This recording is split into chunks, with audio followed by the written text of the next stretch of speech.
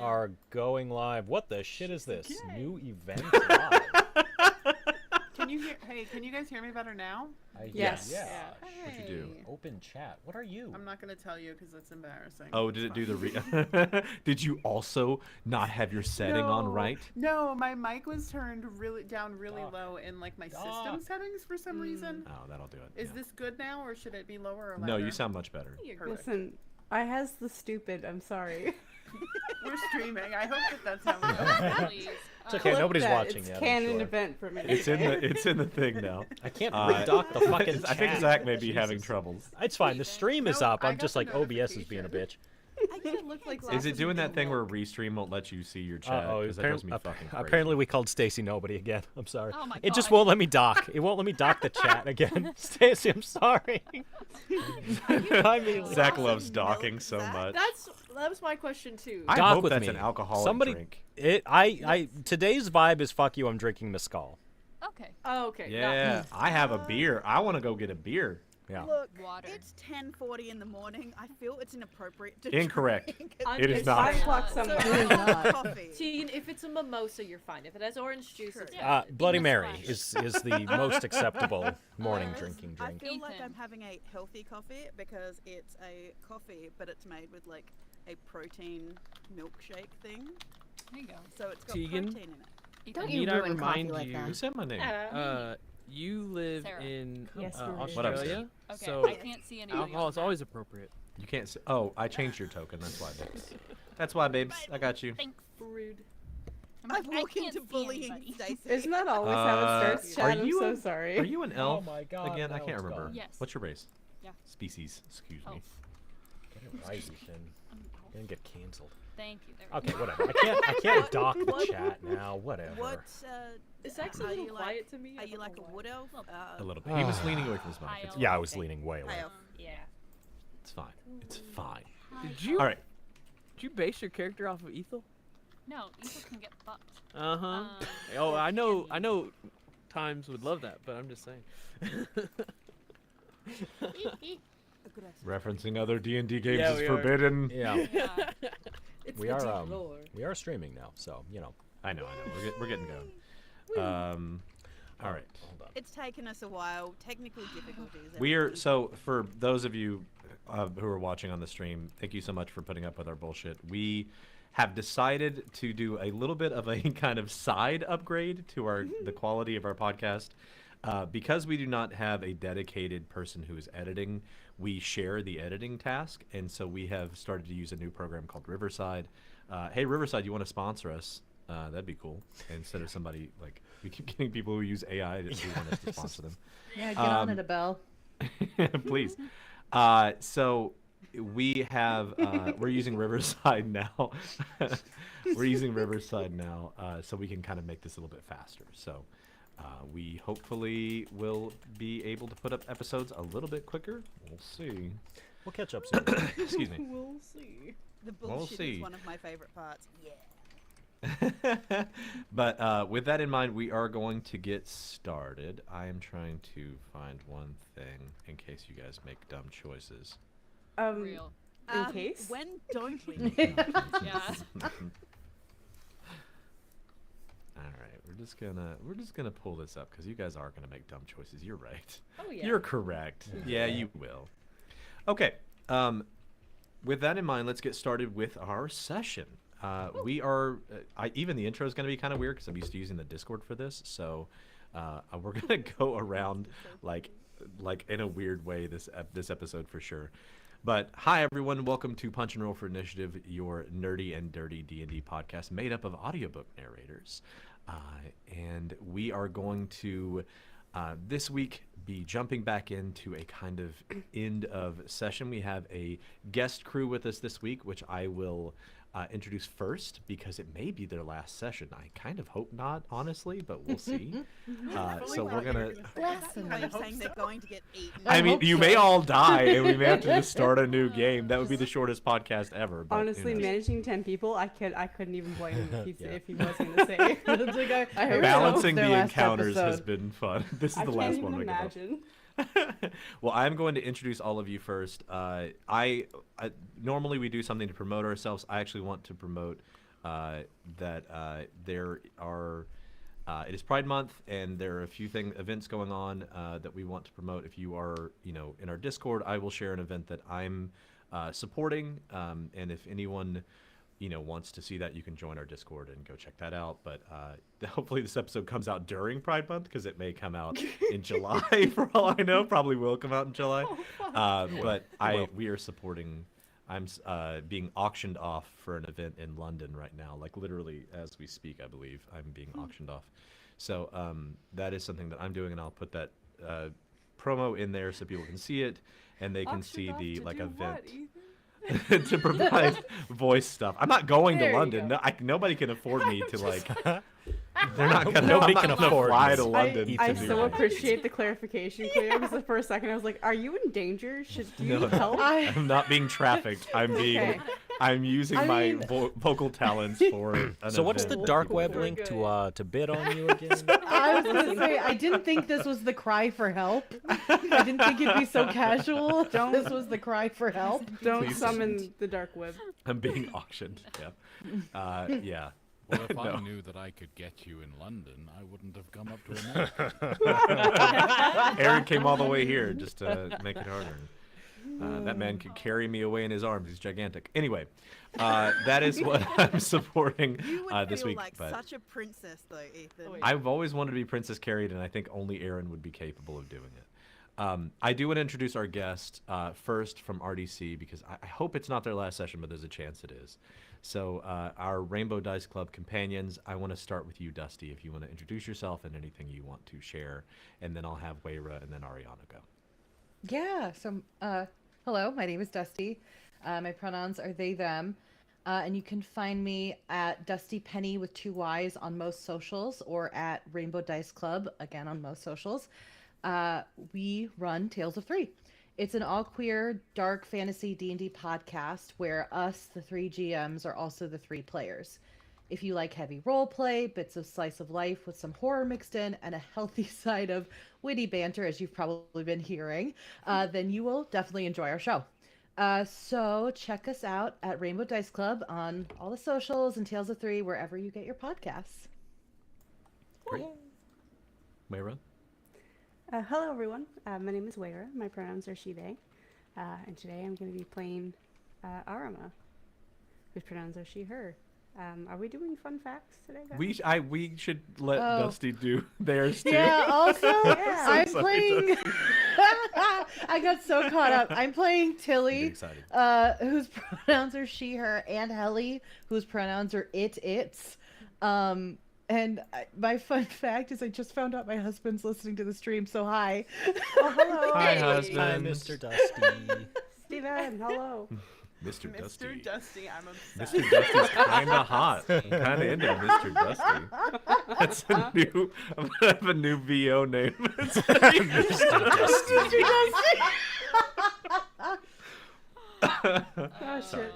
Wayra, your turn. Oh wait, fun. Oh, you just did. Yeah, Wayra. Yeah. Fun fact from a character. Everything that... No, not everything. Pretty much everything that she owns was stolen from the church that she was trained in. That's my fun fact. Amazing. I love that.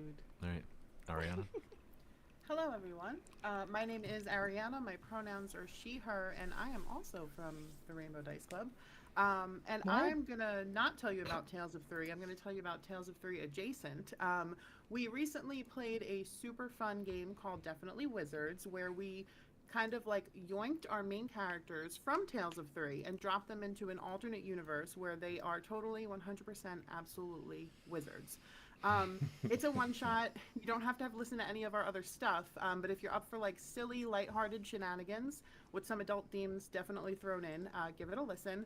We'll drop the links when I get them because I forgot to pull them, but it's also pinned on like our Instagram highlights and stuff like that.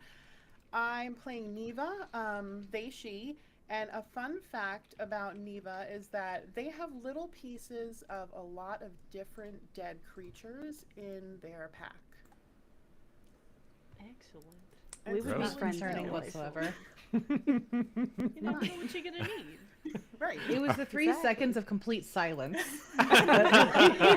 Yeah, whenever we edit this later, it's gonna be like, hey, do you want to remove that gap? And I No, encourage all of no. us to be like, leave that. Just That's no. good. Whenever I play alright. a druid, I make it weird and creepy. So.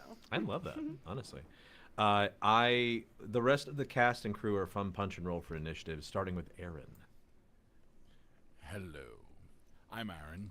I'm a narrator, and I'm playing Redfold, the barbarian.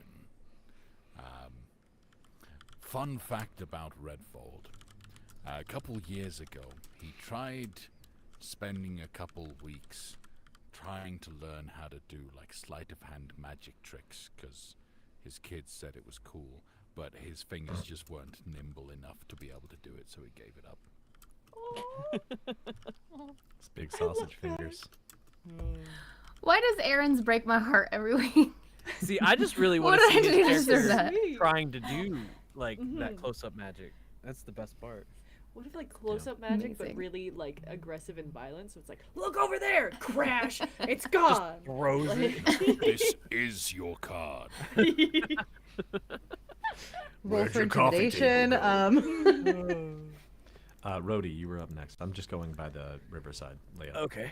Hi, my name is Rhodey. I play Raz. I'm also a voice actor, narrator, and audio engineer. I'm bad with the fun facts, so let's see. I'll come back to me later. We have so much time to prep.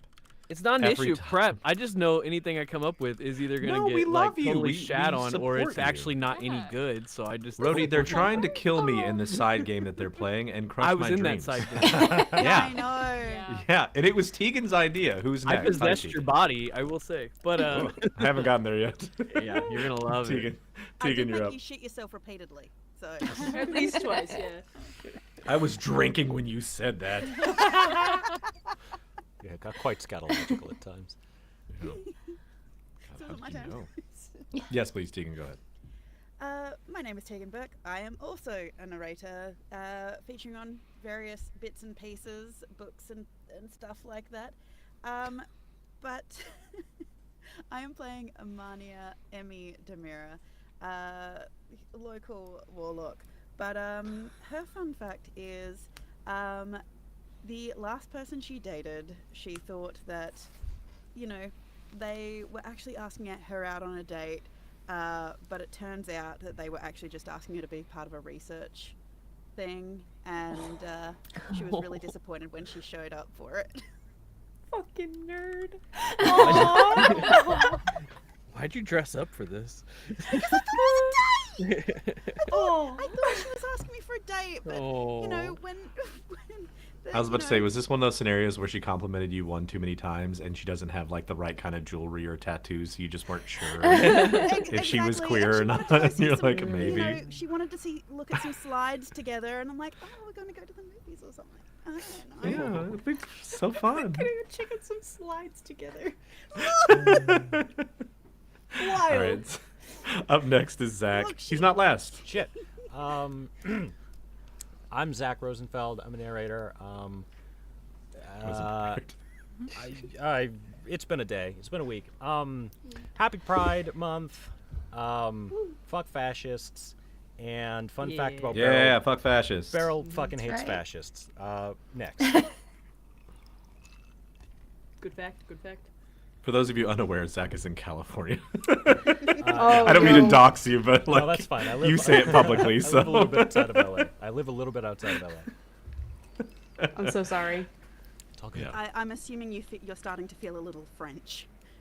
I would love to feel more. We French. have been. Oui, oui.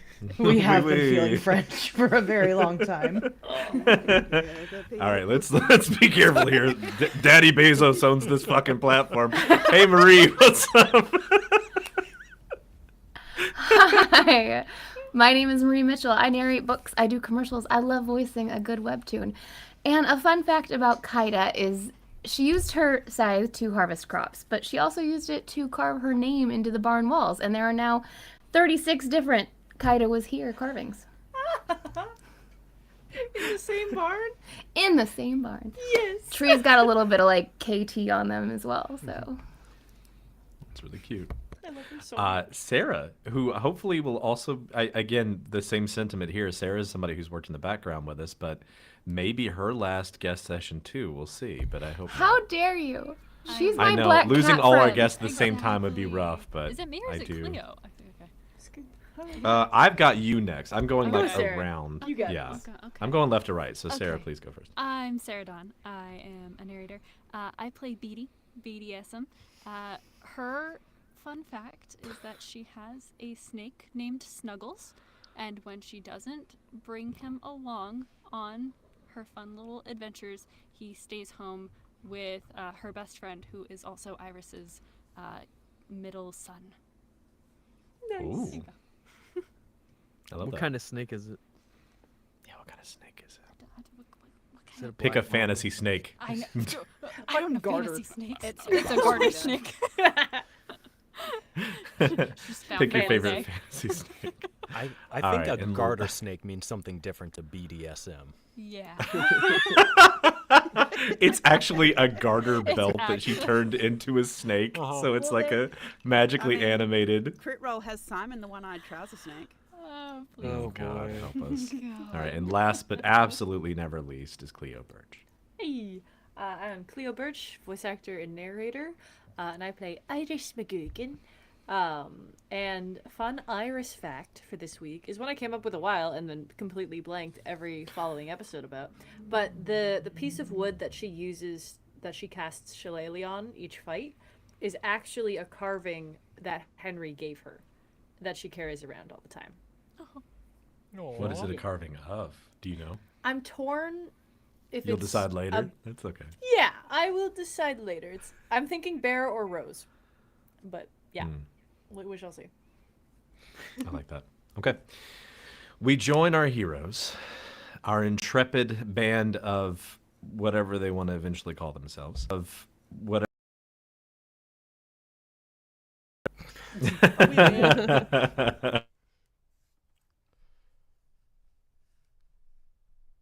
They have been trying to flee the city because, despite their best efforts, they killed a priest in a place that was eventually found out. The church of the priest that they killed is not too happy they did that. As they sailed out of town on a, what would you describe your boat as, BD? Would it be like a kind of a contraband express kind of, like, what would you describe it as? A little smuggly. Smuggly. It's a little smuggly. It's a little Millennium Falcon-y. Yeah. Stream might have Stream crashed. crashed. Oh. It's fine on my end. Let's see. Sometimes it Audio. drops Yeah. frames and comes back. You probably just have to refresh. We're They're okay. they're telling them each other. To I see it live still. Yeah. Yeah. As you guys had jumped onto the boat, you were missing a number of your crewmates. One of which just appeared out of nowhere. Imania came out of the base at the hull of the ship, having woken up in a strange bed and finding herself on the boat. You have now 3 other group members, cast members, intrepid hero members who jumped onto your boat, 2 of which did, and a third teleported here with Raz and Redvald and Beryl into the belly of a catfish. Well, not with Rhodey, or with Raz, but he was in there already. They did some fun fish stuff for a little bit, and as they were in this cave full of fish nonsense, it started to fill with water. And suddenly they saw a very large creature swimming around, snapping up these humanoid fish-like people. And as it did so, it saved the shopkeep for last, snapping him up as the water filled just high enough for the boat to move. And the party jumped onto Beatty's boat, began to pilot the boat toward the end of the cave, hopefully toward freedom. But they have been stopped by this very large serpent-like creature. So as a kind of heads up on where you are, each of you are on this boat, positioned in a place where you can kind of do whatever you think you might have been doing at the time. BD, you're at the helm. The position you were in is at the helm. It has the foot pedals for you to access and control your crossbows on the sides. For those of you who we haven't really talked about this yet, Sarah and I built this boat together very quickly. But in the middle of this is like a giant chain that like runs the rudder on the back of the ship that is powered by a water elemental that she's attuned to. And so she's able to steer and control the boat from the helm using her connection to a water elemental gem. And she's also able to control the crossbows through a mechanical means that she's kind of rigged up. And so that is kind of the layout of the ship. In front of you is this very large serpent. The cave is about half full now with water, which means the ceiling is only about 10 feet above you. And that also means that the one exit that you can see is directly where the serpent is. So around right here, if you're looking on the map, just past the serpent, there is a large like plant growth area above you, and as the water continues to fill in here, it should overflow that if you're able to cut back the plants, and you could escape that way. You're also not sure what's on the other end of this cave because you've not gone that far. So you're not sure which way you could go. You also know directly behind you, which Sarah, for the sake of your ship, BD can control the ship as fast backward as you can forward. That's part of how the chain functions. So you could go directly behind you. You would just have to get past whatever is blocking the exit, and you're not sure exactly what that is. Okay. And where we left off last time is the serpent spoke to you in common. And so it rises out of this water, having just chomped down on the last humanoid fish creature, looks at each of you on the ship and says, "You have come to my home. You will serve as ingredients in the bioengine." And it looks at all of you. You are not an initiative yet. Iris, do I have high enough deception to do this? She'll kind of move to the front, make eye contact, be polite. Hello there. I'm not much of a cook myself, but I do know that this type, it's going to just wreak havoc on your system. We're quite the poisonous bunch. And I'd like to see if that would work. Okay. I am a cook, and I agree with what Iris is saying. She points like, yes, Just very bad. we're asking for tummy troubles. I know we've talked about hot girl tummy troubles, but hot monster tummy troubles. I've heard we just ruin the flavor of about everything we touch. Roll a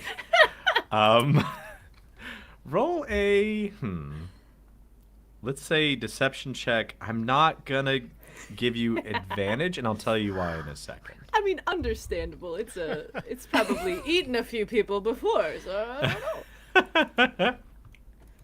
But all right, let's see. Deception, you say? There's very little nutritional value in any of us. What I get?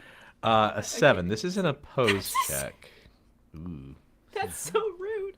A 7. This serpent moves a little bit closer to the ship. Locks its yellow eyes lock into your eyes, Iris, and you hear within your own mind, "You will not fool me.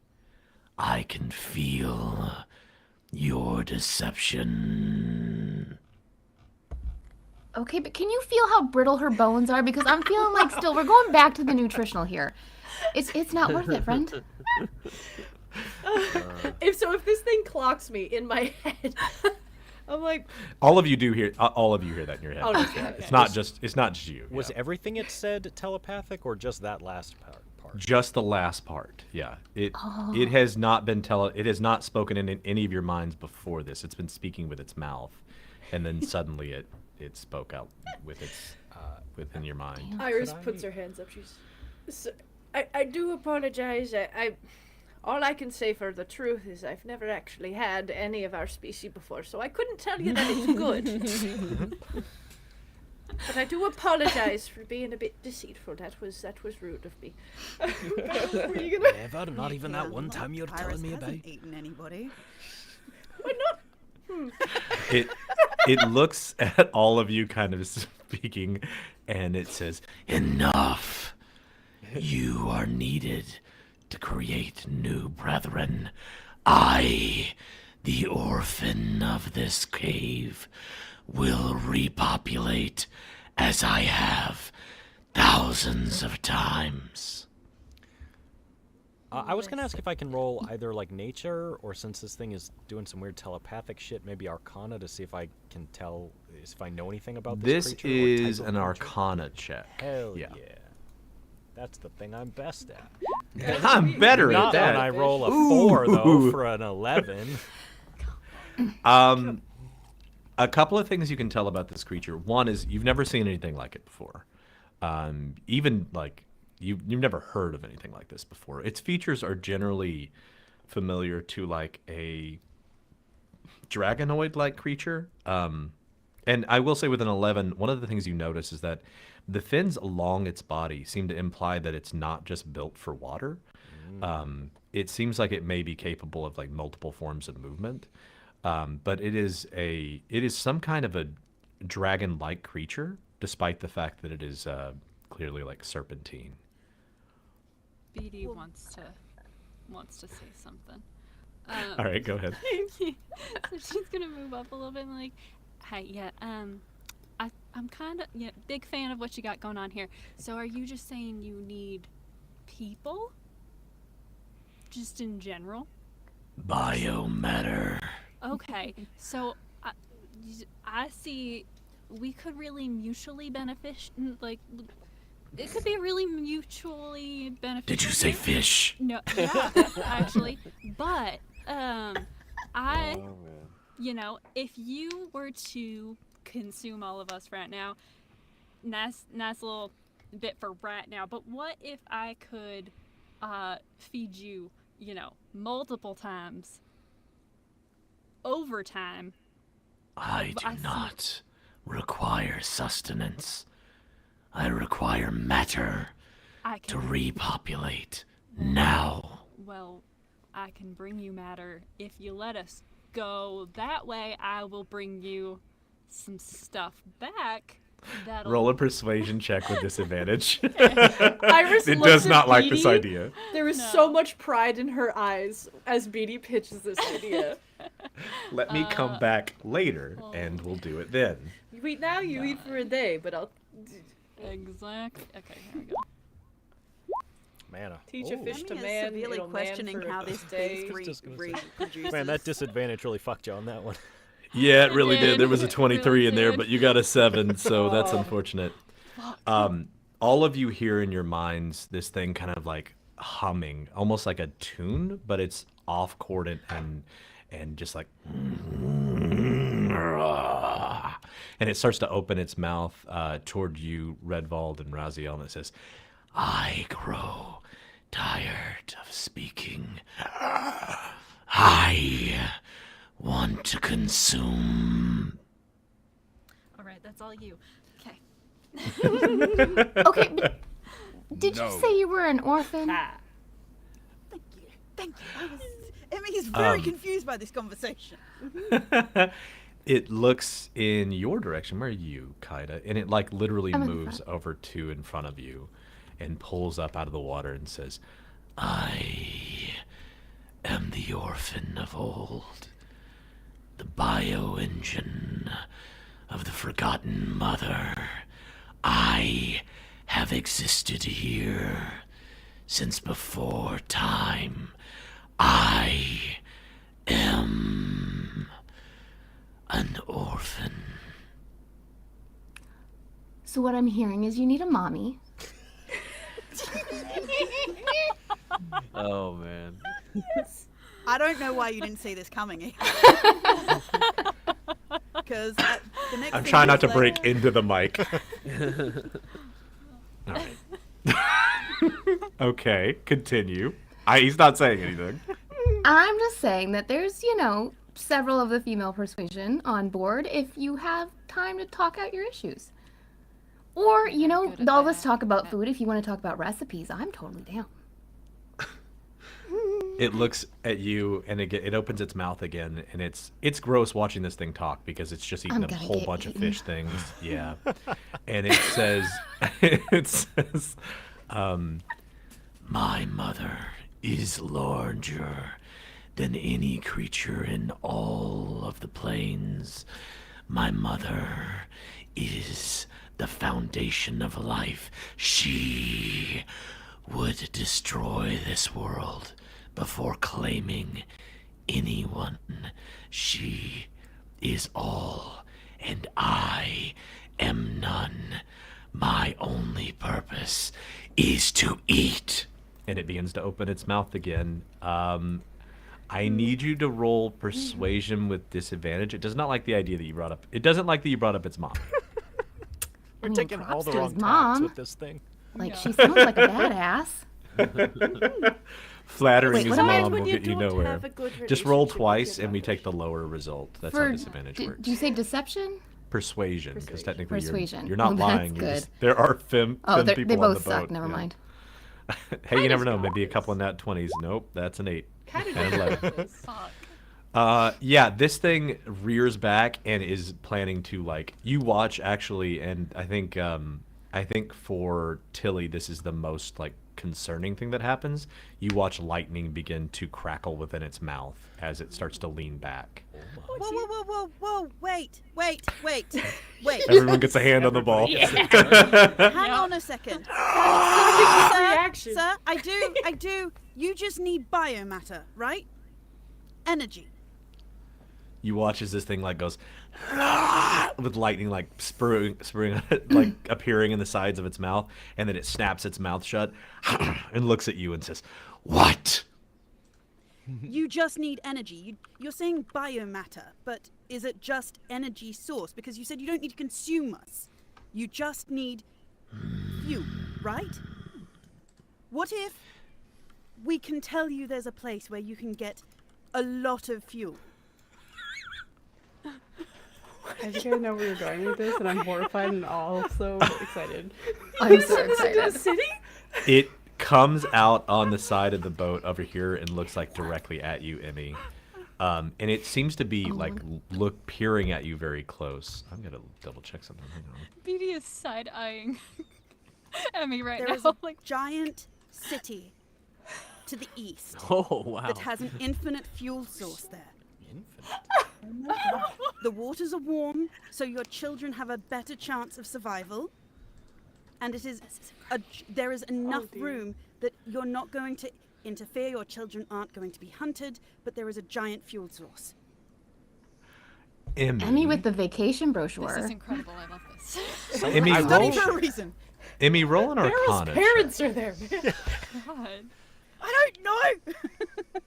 Roll an Arcana check as this thing moves up to you and No. starts paying. Yeah, okay, you don't That's know. an 8. She You got, can't she roll got an over 8. a She 10. doesn't know anything.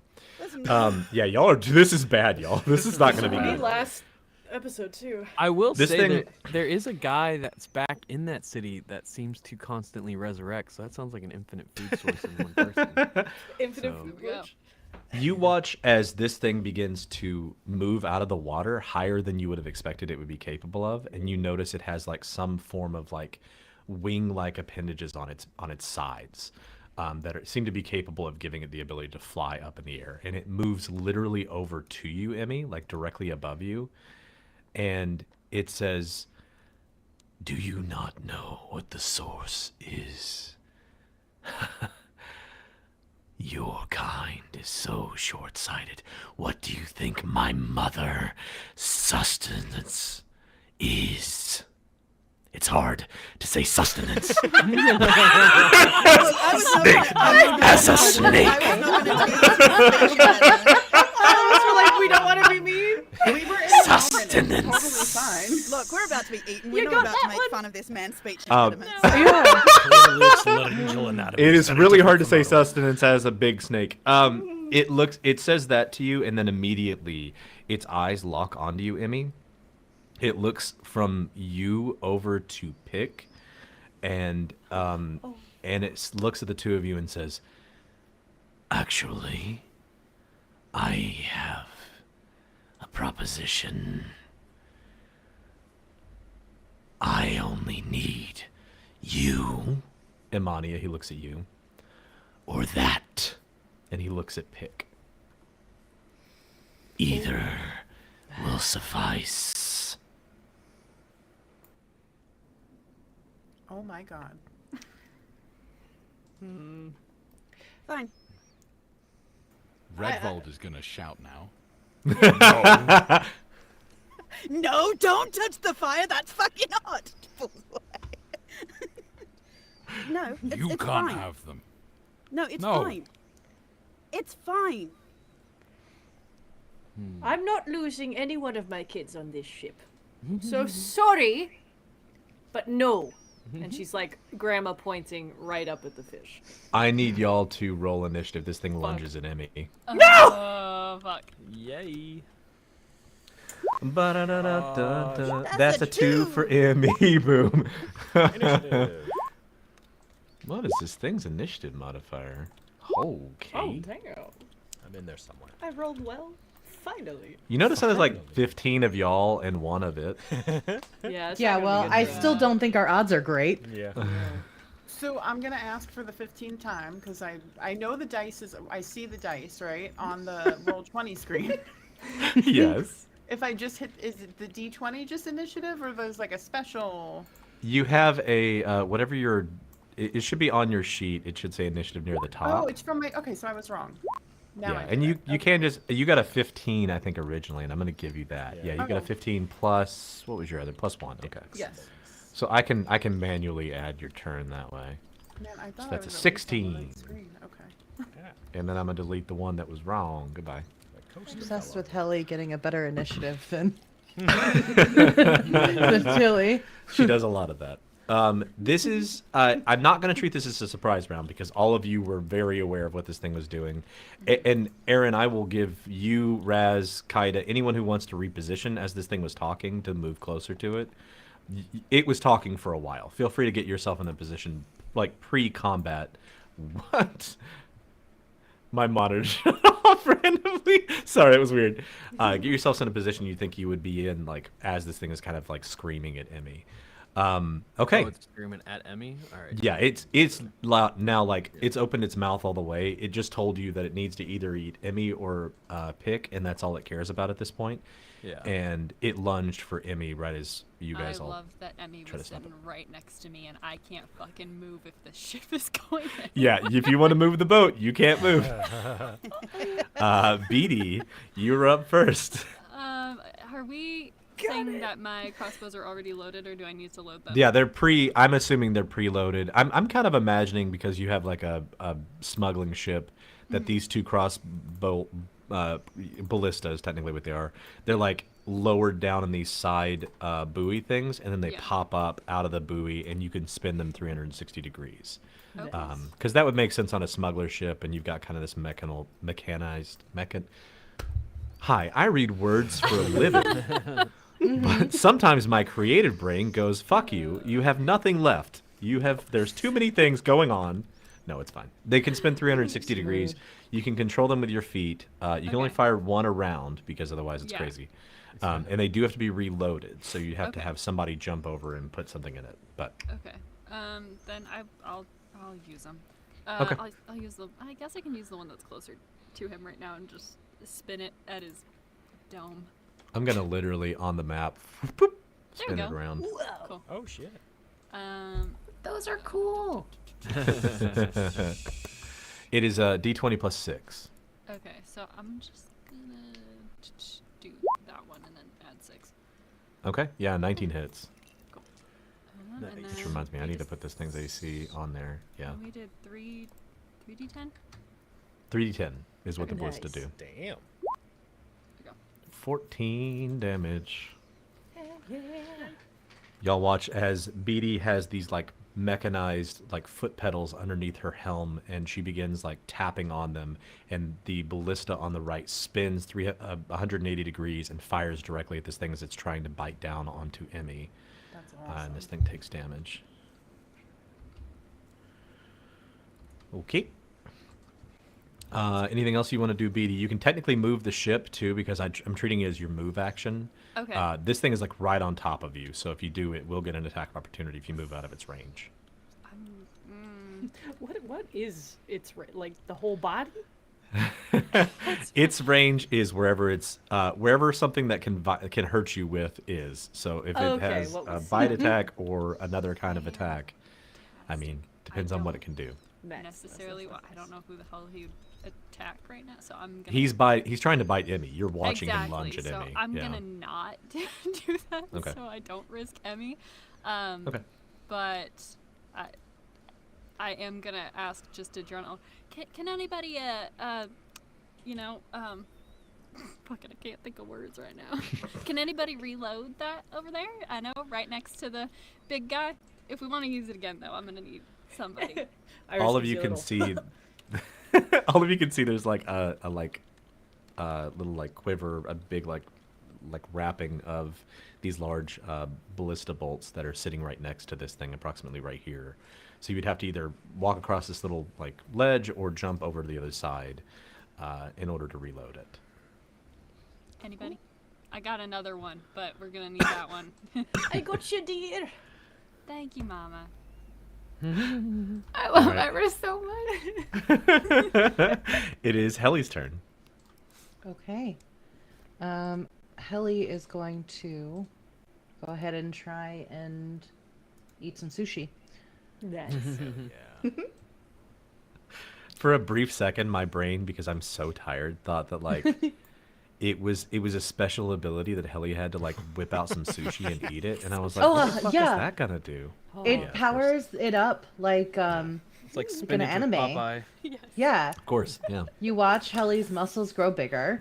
Does a 14 hit? A 14 does not hit. Dang. Helly So it goes to bite misses. into this thing, and that just doesn't break the skin of its large hide. That's all I got. Okay. Then Iris, it's your turn. All right. Tell me. Okay, so hold on. I should probably count out tips and such. 5, 10, 15, or 10, maybe directly That's- across. Yeah, 10. All right. Action economy wise, would I Mhm. be able to pull off tying a rope around my waist, leaving it on the ship, making the jump, and reloading, or is that a little too much? I think that's too much. I think That's you can jump across, or even just like do your little tiptoe walk across these little like connector pieces, and it takes an action to reload these things. So you can move over and then reload it, and then you could tie yourself off next round. Either way. Yeah. Okay. I'll have a rope in my hand. I've got it in my pack anyway. Is that about my height? Could I like pop across? Maybe do Yeah. a little flip. You're a monk. I'm not gonna make you even roll for this. I think like your Cool. ability to jump over there and how dexy you are, it's not a challenge for you. Iris just like takes off, jumps off the landing, does a flip, and lands in the crossbow thing. And anyone Yoda. not familiar with Iris, which That's is exactly most what I was people thinking. at It's like this point. Yoda. Yeah, Yoda flips, sticks the landing, and uses her action to pop another Okay. bolt in the ballista. She is so And anyone sitting on a ballista can technically control it as well. So it is up to Beatty if she wants to control it, or you can control it from there. So you can fire it Excellent. with your next action. So Beatty, action economy wise, that would save you potentially you could fire the other crossbow, and Iris could control that one. So cool. Redvolt. Okay, so with the thing launching its to bite Emmy, Mm-hmm. Redfold jumps up into its mouth to fill that mouth, and just feet on its tongues, hands on the upper part of its jaw. I'm just gonna push. Okay. So I'm gonna jump Nice. up and try to block that mouth from being able to bite Emmy. Okay. Moment. Let's do that as an athletics check against AC, if you feel, or I can do it as opposed. choice. Although I wouldn't. Yeah, let's do it against its AC because opposed is gonna be crazy. And this will do two things. It won't be able to bite anyone but you, and it will prevent it from. It'll give anybody it tries to attack besides you some kind of AC disadvantage or something like that. No. Oh boy. Yeah, as you go to jump up into its mouth, it just kind of like nudges you out of the way as it's headed down toward Emmy. This is all happening very fast, but it's like shoving you out of the way. Is there anything else you want to do with your bonus or move action? I will. So I've run out of rages. I've ran Oh, out of all my no. other skills and everything. So Yeah, we haven't had a rest in done a a long lot time. today. It's been a minute, yeah. unhappy that this is the way it's going. The only thing Redvold can do is he will stand towering over Emmy, blocking the path. Okay, I will give her like cover for that. Let's. If you, I don't know how many hit points you have or anything, but if you have potions too, as a reminder, I do the house rule where if you do a bonus action, you can take a potion, but you have to roll for it, and if you use an action, you can get just like the full amount of hit points whenever you use it. So, As far as I'm aware, Redvold's not had an opportunity to pick up a potion. I have a fungal stretcher, and that's about it. you guys are still pretty low, yeah, that's fair. Yep. All right, then that makes it Neva's turn. Okay, so Neva is going to. No one's probably watching. Totally fine. There's a lot going on. But they are going to close their eyes for a second and like center themselves, and under their breath, they just kind of whisper, "Alderbog, guide me." And they look up to the sky, or to the cave ceiling, I guess. And their eyes glow this, the color of moonlight, this shiny, pale, white, silvery light. And when they look at the creature, a moonbeam is going to slam down on them, not centered on anybody else. I think it's big enough, right, that I can keep it. I think it's 10 feet. Yeah, I'm fine. So it's a 5-foot radius and a 40-foot high cylinder. Nice. And it needs to make a Constitution save of 14. And I know it might probably pass because I feel like it has a high con. 10 feet? but- 10 feet's like 5 that. Foot, it's a 5-foot cube. Oh, 5-foot cube? Wait, no, I may have made that up. 5-foot Hold on, don't cylinder, listen to me. 5-foot No, it's a radius cylinder, cylinder. yeah. So yeah, 10. Yeah, 10 diameter. 10 diameter, 5 radius cylinder. So yeah, circle. So 10 or 5, like that? Yes, 5 like that. Okay. All right, that'll stick around right there. I can move it if we need to, but it is hitting just him, and he needs a con save. Yes, please. I love Moonbeam. Me It's too. one of the things that he's pretty good at. I know, I figure, but even if he fails, he still takes half damage, so. Oh also yeah. find out Oh if he's a god, that's a shapeshifter. 24. Okay, that's okay. He's gonna take, is it 7? It's rounded down, so it's 6 points of Okay. damage. I do that for all of you guys too. Yeah. Totally fine. And I don't have any potions on me, right? Yeah, unless you put some, because I know I gave you guys access to like magical stuff and things. I don't think anybody no. selected one. Yeah, no, that's fine. Okay.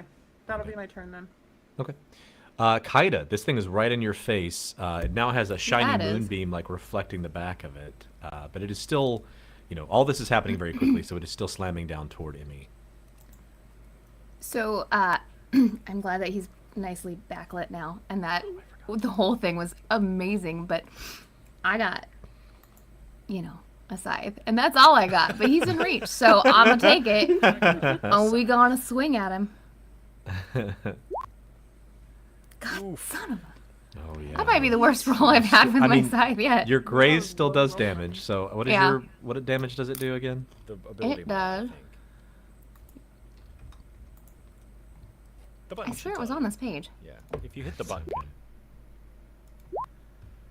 Oops. I think it's your strength modifier.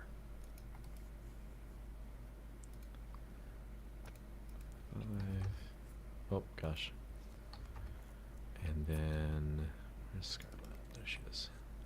So, 3 then? Yes. Yeah. The ability modifier. Okay. The roll. Gotcha. Sorry about that. I realized I hadn't rolled in the NPCs, so I was like, "Uh-oh, they got to get in here." They are also fighting. Okay. Then Kaida, you do your 3 damage. Is there anything else you want to do? You have any bonus actions or any move actions? Do you want to move around? No, I'm gonna stay here for now since I can actually reach it from here without chancing falling in the water and being more of a victim to that thing. So Okay, then I have bad news. It's its turn, and it is still slamming down toward Emmy. So Emmy, first attack, is a 25 to hit. Jeez. 25 definitely hits. Yeah. How much Is health that do you accounting have, for buddy? The stuff Aaron A Hey, whole of 9 doing to That or is not a 22 good in general. question. Yeah, with coverage even that's a 21. With, Yeah, no, 21 22 with would've. coverage, yeah. Yeah, no, still hits. How much health do you have, buddy? In total or how Like damaged am I? like total, how much health do you have right now? 22. Okay, But that's I have good. 9. No, but I'm Oh injured. no, I'm so at she has 9. 9. Okay. You're at 9 hit points? Yes. Your max Okay. hit points are higher than mine. Well, you take Damn. 11 points of damage as this thing slams down into you and Wait, bites you. Can I use I have an interception fighting style to Yes. Are you Can I close use enough? this? I literally stood next to her in case this happened. Yeah. Okay. Nice. What Okay. what does that do? So when a creature you can see hits a target other than you within 5 feet of you with an attack, you can use your reaction to reduce the damage the target takes by 1d10 plus proficiency bonus to a minimum of 0 damage. You must be wielding a shield, which I always am, and a simple martial weapon, which I had the long sword out instead of the spear this time, and to use this reaction. So I just have to roll a Please 1d10. Roll your d10 plus proficiency, which for you right now is 2, I believe. All right, so it's a 3, so it's a 5. Yeah, it keeps her You from take going 5 down. less damage. That's 6 points of damage, Emmy. Okay. Yep. Well, how many hit points did you say you had? I had 9. I have 3 hit points left right now. Okay. Woo! Better than It 0. is going to try to swallow you. I need a strength saving throw. Sorry. Oh dear. Hey, Oh, can no. Kepra use his insight thing on you? No, because He can as a reaction. Yeah, I it's used a- them all. You used Oh, them yeah, all? he only Oh, gets boy. 2. He gets 2 a Oof. day. He's already used them. Yeah. Oh, boy. That's a 2. Oh, boy. All of you watch Look, as I'm this not thing... strong and I'm not. That's okay. All of you watch as this thing slams its mouth down onto Emmy, and Amania is thrown into the air as it bites down on her with these like sharp fang-like teeth, throws her into the air, and then you watch as Emmy is swallowed into this thing's stomach. Emmy, you are inside of it. Nice. It'll take a long while before anything happens to it. It's got to be Emmy, a slow we'll digestion. we'll get to you we're in a getting second. in that It's belly. okay. I also still have a plan. Emmy's not panicking.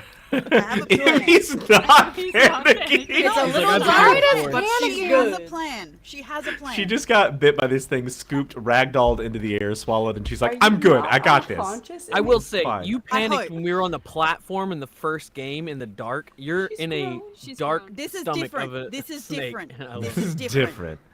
Okay. This is thing, different. This is getting asked on a date. This is not the research thing. Look, she's got. I have We've theory. read the Wait till my situation turn. well. Wait till my turn, and hopefully, This- Gonna be sick as hell. hopefully, fingers crossed. This thing Can't is wait. going I to, honestly and can't. If having that fails, swallowed then she'll Emmy, panic. this thing having swallowed Emmy is going to immediately start to move away, which is going to trigger a lot of things at once. So give me a second here. Yes. It is going to trigger an attack of opportunity from Kaida, from Scarlet, technically from Helly, from Red, from Raz, Raz already used his from reaction. Redvald, and I think maybe Arma. What kind of weapon are you itself? using? I can't pronounce it. Hey, A Yiklawa? Oh, yes, I yes, yes, affectionately okay. A refer to it Yiklewa? as Faith. But Yeah, does it have reach? Do you remember? I can look if you don't. No. is it the I'm thing trying to from remember how Shulk? it skinned it. It's like a It's got It's 30 like a feet of spear? range if I want to throw it. Yeah. Oh, yeah. It's that throne. Okay. Yeah. No, it doesn't have reach. Darn. Okay, but I need attack rolls from Helly, Kaida, Scarlet, Red, Redvald, and Raz. Raz All of already you get to used a attack this reaction. thing. If you have a reaction. Raz used a reaction. Yes, if you have a reaction. Red is gonna try to hit it. I have to remember what he is. Yeah. Okay, I got it. Does 18 hit? An 18 hits. So do your Hell yeah. damage. hell yeah. Helly misses. You do Sad 8 damage. points of damage to it. Okay. Is the boat not Nice. an extension of No, the boat doesn't get reactions. I love that. It would be great if this were some sort of mech suit boat that you Oh could my use God, it as that'd like be a. awesome. That would be amazing. Yeah, 17 hits, Redvald. Roll your damage for that. That is an 8 as well. All right. I will Okay. take the 12 for my damage instead. So that'll be It's 15. 15, points of yeah. slashing. Let me add. Okay. That is 1, 2. Scarlett gets to try to hit it too. She hasn't tried. That's a nat 1. Jesus Christ, Scarlett, try, please. She's hurt. Okay, she tried. That's fair. I was gonna say she's not very far removed from what happened to her. She picks up her longsword and she's like, "I've got this," and she like throws it backwards and goes, "Ah, shit." I love it. All right, this thing is gonna duck under the water a little bit and move this way, and it pops back up over here. It does move some of its body around because it's able to do that. It does that. Ooh, does it and enter that. or leave? Technically, this one is entering your space. This one went under the water far enough that you couldn't have necessarily hit it. I'm gonna back this off so you can see because it's like on your face. It is going to use its other multi attacks against the boat first. So its slam attack is a 20 to hit, which hits the boat. It does. It doesn't beat the. Well, actually, hang on. It gets a bonus. Oh, it does beat. It does 16 points of damage, which bypasses the. Barely bypasses it. So it's only 1 point of damage to the boat. But it is able to push the boat backward 10 feet. So the entire boat is going to move, which sucks for me because I have to. The map! I guess we're just move him 10 feet in the other direction. Yeah, I was gonna say. Yeah, good call. This is a pain in the butt. Yeah, he moves. It's the map. He Does pushes that y'all back. trigger? No, because it wasn't a consensual. It wasn't moving a of- yeah Consensual moving. consensual movement. And then he has 1, 2. Yeah, that's all he can do right now. Okay, that is all of his attacks. Tilly, it is your turn. Okay. I'm gonna try and hit it. Okay.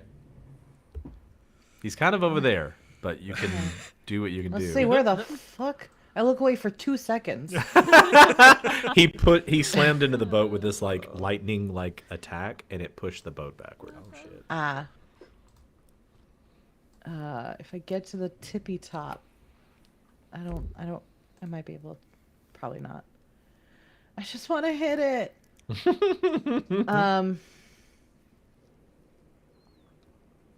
He's not close enough for me to hit it at all, right? No, you'd have to either jump off the boat or use a thrown or distance weapon. Yeah, my distance is 5 feet. Is that enough? No, sadly. Yeah. And you could jump off, but then you're in the water, which is a risk. I ain't doing that. You can always hold your action 2 for. I'm good. Yeah, I'm gonna hold it to where he gets into smacking distance. Okay. We did great in the water last time. I don't know what you're so worried about. Yeah, totally. She doesn't have any form of unresolved trauma from that at all. I mean, Beryl, I can that- feel for Emmy right now because Ooh, I God. literally was there last session. So yeah. Sorry, that was me doing the wrong thing. It's that. Beryl, that makes it your turn. Yeah. I wish I'd rolled a higher initiative because I could have done things before that would have helped. Where's Redfall? It's always the on curse of that. map? Where He is is Redfall? next to Red. I'll move Red backwards so you can see him. Oh, okay, there he is. There he is. Okay. I know, Red and Red. BD, is the boat ready to move? I mean, yeah. Can you get us back alongside him? I can try. All right. Redwald,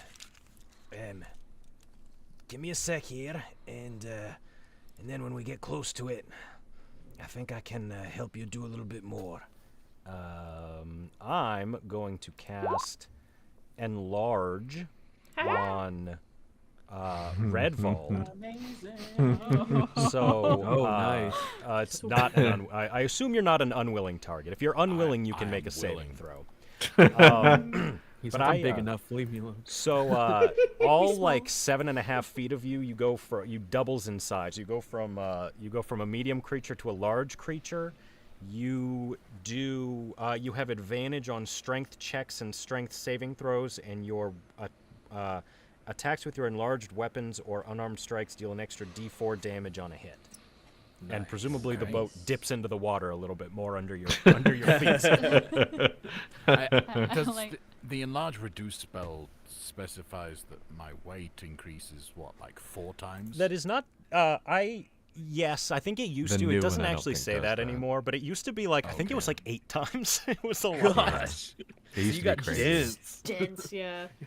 So I'm now a 16-foot tall frost giant Goliath. Hell yeah. I like to think that Beryl just shouted across the boat asking if he could enlarge him. May I enlarge He was you? definitely He he was was definitely engorged. dramatic about it. He only alluded. Can you do him big in you? But surprisingly, I don't actually have to. Yeah, that's the verbal component. Is just embiggen. Surprisingly, I don't have to touch him. I can do that from range. But I am Nice. concentrating on it. Okay. I'll mark you with something for concentration, or you can always mark yourself if you want to. I'll Yeah, put put that on you. Yes, we love Yeah, a size perfect. queen. All right, and then so he'll just kind of he'll kind of chill where I am on the boat. But he'll be like, I assume you're the elder, right? The one that the fisherman called the elder. Give us back our friend. We're coming for you. He doesn't. I don't have anything else to do. Okay. That makes it Pick's turn. Pick is actually happening kind of the same time, Raz, as you're like reacting to all this nonsense. Pick flies up into the air. 5, 10, 15, 20, 25, 30. And you see her look at this creature and say, I thought it was me you wanted, you big fucking fish. And she, out at her feet, you watch as she doesn't have a weapon, but you watch as this blade manifest out of pure nothingness, and she whips it at the serpent. Oh, she hits. Hell yeah. Nice. You watch as a blade of what looks like wind just appears at her feet, and you watch as like wind rushes all around her, and she whips this dagger with her feet directly at this thing, slamming into its face and like shattering against its forehead. And she does almost max. She does about 8 damage. And she manifests another and throws it again. Hell yeah. And hits again. She's so cool. Manifest. Get it. She is really cool. She's all right. I'm a I big mean, fan. I was just gonna be like, I mean, damn, what a NPCs are harpy. hitting. Sorry, Raz. Look, we shouldn't down the NPCs because at least they're fucking hitting this. Yeah. Yeah. At least someone is hitting. If I had wings, I could do better. I'm just But you watch as in each of her feet, she manifests this like wind-like blade that she whips at this thing twice. And then she stays in the air right there because it's about all she can do. Raz, it's your turn. I also need to double check how.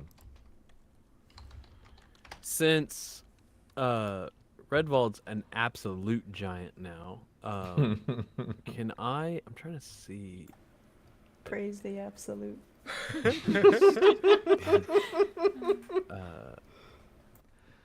Can I make it to this crossbow?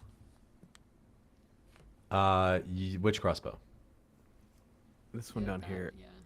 You can't move that No. fast unless you have Yeah, your. as I Well, even say. if with your wings, I don't think you can. I mean, you Yeah, can dash to it, yes. Yeah, but then it's wasting. Let's see. Yeah, no. I'm gonna pull out my crossbow. My handheld one. The range on that's 60, so if I moved... I'm trying to see. If I moved here... Yeah, I could hit him from where I'm standing. Okay. Yeah, so I'm gonna use my crossbow and try to shoot him in the eye. Okay. And that's all I can think to do right now, because I don't really need to move. Actually, Hey, before you do that, for it. Zach, you can you look at the Vex weapon mastery and tell me, is it just... I'm having a hard time reading the rule here on this because it seems like it allows advantage on the next attack, but I'm not sure if it's the person that hit them with its next attack or anybody. It's you. You have advantage on your next attack Okay. roll. Before the end of your next turn. Pick has advantage on her. Oh, then she should have had advantage on that last attack. Okay, Yeah. well, whatever. Then she can't. All right, cool. All right, thank you. Wait, I have a question. I'm trying to think. I want to use guiding bolt instead of my crossbow because I know it'll hit. Still got to roll. Isn't that right? Is it? Oh yeah. It's not guaranteed, but if you do, but it'll I'm give trying to advantage see to the if next person. Have you I modified believe you're. the? I believe you're out of spells, buddy. I was gonna think say. we talked have about you this last modified time. my sheet? I was trying to. I think we ran into this last time. We're like, you've got to be out of spells because I believe you cast like 4. And I think you only get 3. Yeah. Yeah, I believe you're out of spells. Okay, I'm trying to figure out if this is was this a spell that like isn't like inherent? It's something I had. To, No. use a You have spell to use a spell slot for that one. Okay. Yeah. Well, then I guess I have to use a crossbow. All right. Okay. An 8. Yeah, I'm sure that hit. Oof. Yeah, unfortunately, an 8 will not hit. Yeah. Well, then I'm just gonna sit here with my crossbow looking really cool, not doing anything. Brooding. Yeah. Okay. Let the wind blow through my hair. Then next up angelic is scent. Red, and Red begins to jump up on 5, 10, 15 on the edge of the boat. I've got to see what kind of action this is. There it is. All right. Ba-da-da-da-da is a bonus action. Okay, cool. You watch as Red jumps up on the edge of this boat, and Beryl, you've seen this substance before that begins to flow out of Red.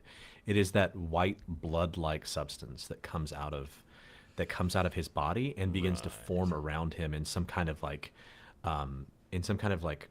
torrent around his body, as he is manifesting and controlling the like liquid that flows through him. And he uses it to fire a spell at the thing. But that won't hit, though. It looks like it forms for just the briefest of second, like a hard, like carbon-like substance, and it fires at him and just misses. Interesting. And Arima, that makes it your turn. Okay, well, everyone's kind of in front of me. They are. They are. Oh, Emmy's supposed to be up here.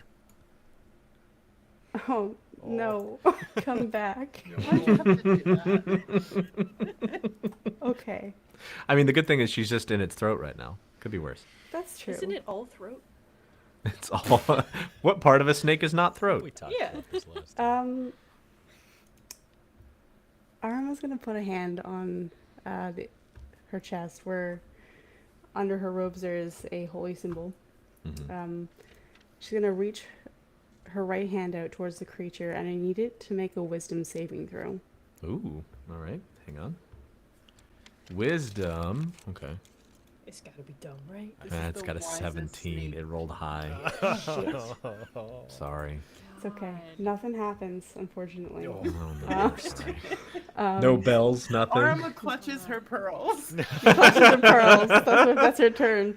I was trying to cast command on it, but Oh, I was thinking that. no. Vomit. Vomit. Yeah. if it had worked, that I was would gonna be hurt like Red. vomit. Oh, that'd have been Oh, so good. thinking. Oh, But- no, I'm sorry. That's okay. We'll try again. That's my turn. Okay. All right. That makes it Tarvin's turn, the coward. And he... What's the little bitch gonna do? I want to pull a Bilbo Tarvin, and let's go. just take a nap in the middle of this war so I can get my rest up. Hang on. God help me. The number of things that I have to balance whenever we have this many characters. You're doing great. 15 player characters, not that many. Oh God, you guys want to do that? Your brain has okay. to be split in like 13 different places. It's doing its best. It really is. It's fine. Yeah, it's actually severed for every NPC that he plays. It's my favorite thing. You watch as Well, I don't think anybody can actually see him. So, because y'all are all probably facing the opposite direction. Suddenly, 5, 10, 15, 30. Whew, okay. Suddenly, Tarvin appears just right here, right next to you, Iris. Out of nowhere, he just seems to spring up and looks at you, and he kind of just nods in your direction, Iris. And you, as you're looking at him, you see what looks like some kind of like his hair almost looks like it's white for just the briefest of seconds, and then it seems to go back to being its kind of natural blondish color. And then he's gonna try. God help me. Yeah. Okay. He's gonna try to make it. He's gonna try to make it. Make a save. Oh, and it fails. Okay. Uh-oh. Oh, it fails, not him. Yeah. Hang on. I have to find out. What does this do?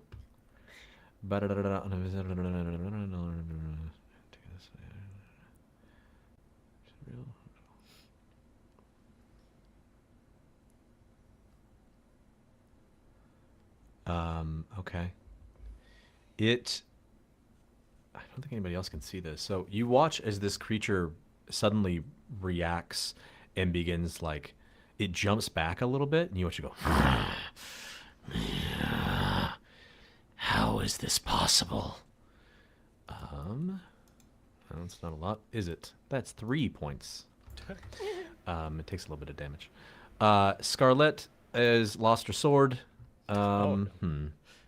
Who's medicine check wise? How's everybody's health looking in the general area around Scarlett? Great. Great. Literally never better. Great. I'm right For next now. to her. Is anybody bloodied? No, I'm at 27 Below half. out of 28. No, I'm at I've only 17. missed one. I know Emmy's bloodied. I'm at exactly half. At 18 half, out of okay. 35. I'm just double checking if I can do anything else. You point at another creature you can see. Yeah, okay, that's all I can do. All right. Then she is going to look in your direction, Redvald, and say something, and you gain 10 points of healing as she casts a healing word on you. Damn. And then she leaps forward over by Red, and she has a javelin. She can try to chuck that. It's not going to make it because she's going to have disadvantage. She hits even with disadvantage. Yeah. Okay. And she plunks a javelin into this thing's face. Nice. The NPCs are outshining us. That brings us to Emmy. Emmy, let me kind of describe what's happening. As this thing swallowed you, the neck muscles, the throat muscles, whatever you want to call it, as this thing kind of like it's forcing you down toward its stomach, you were restrained and blinded until you fall into a larger part of its stomach, and you see a light, an emanating light coming off of something in front of you. What do you want to do? A light. Okay. First question. Do I resonate with the light at all? Because that will determine whether I go with my original plan or change my plan. It is not sunlight, so it doesn't feel yeah. That's fine then. Because my daylight spell is still going, correct? Right, it is still Oh, yeah. above everything, like on the ceiling, I think is where you put it. So Okay. So I would like to connect to Kepri under the sunlight because Kepri is a connection directly to my patron.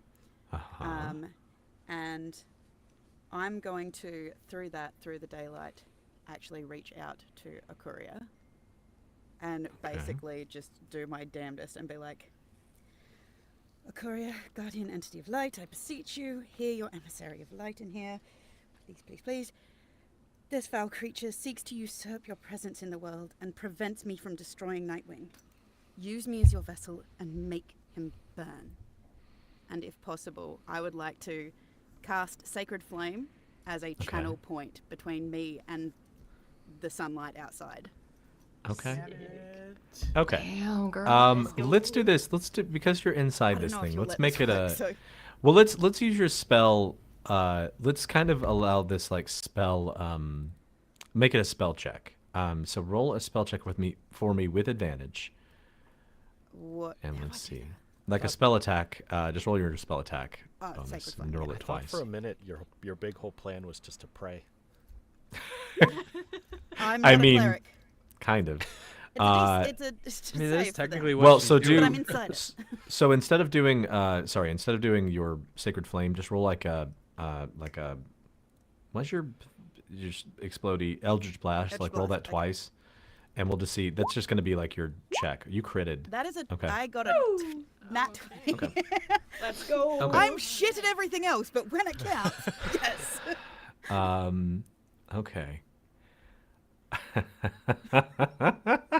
bit of heartburn. Okay. All right. Here's what happens. As you are praying this out, or trying to communicate this out, you are kind of conveying this, like, forcing your presence, your spell connection with Kepri out of this thing's body. And as you do, the last bit when you say Nightwing, Tilly, can you roll a perception check for me? Yeah. Hey, I what? say hesitantly. Another mind hearing thing? Hell yeah. Yeah, we No. fucked with that last time. Oh yeah. Jesus Christ. Tilly, your left, as you start to hear this, like, your left hearing aid, like, pops, and it goes out for a second. It's not permanently busted, but it goes out for a second. And as it does, I have to find something. I have to do things. Why do you do this to me? The real question is, why do you do this to us?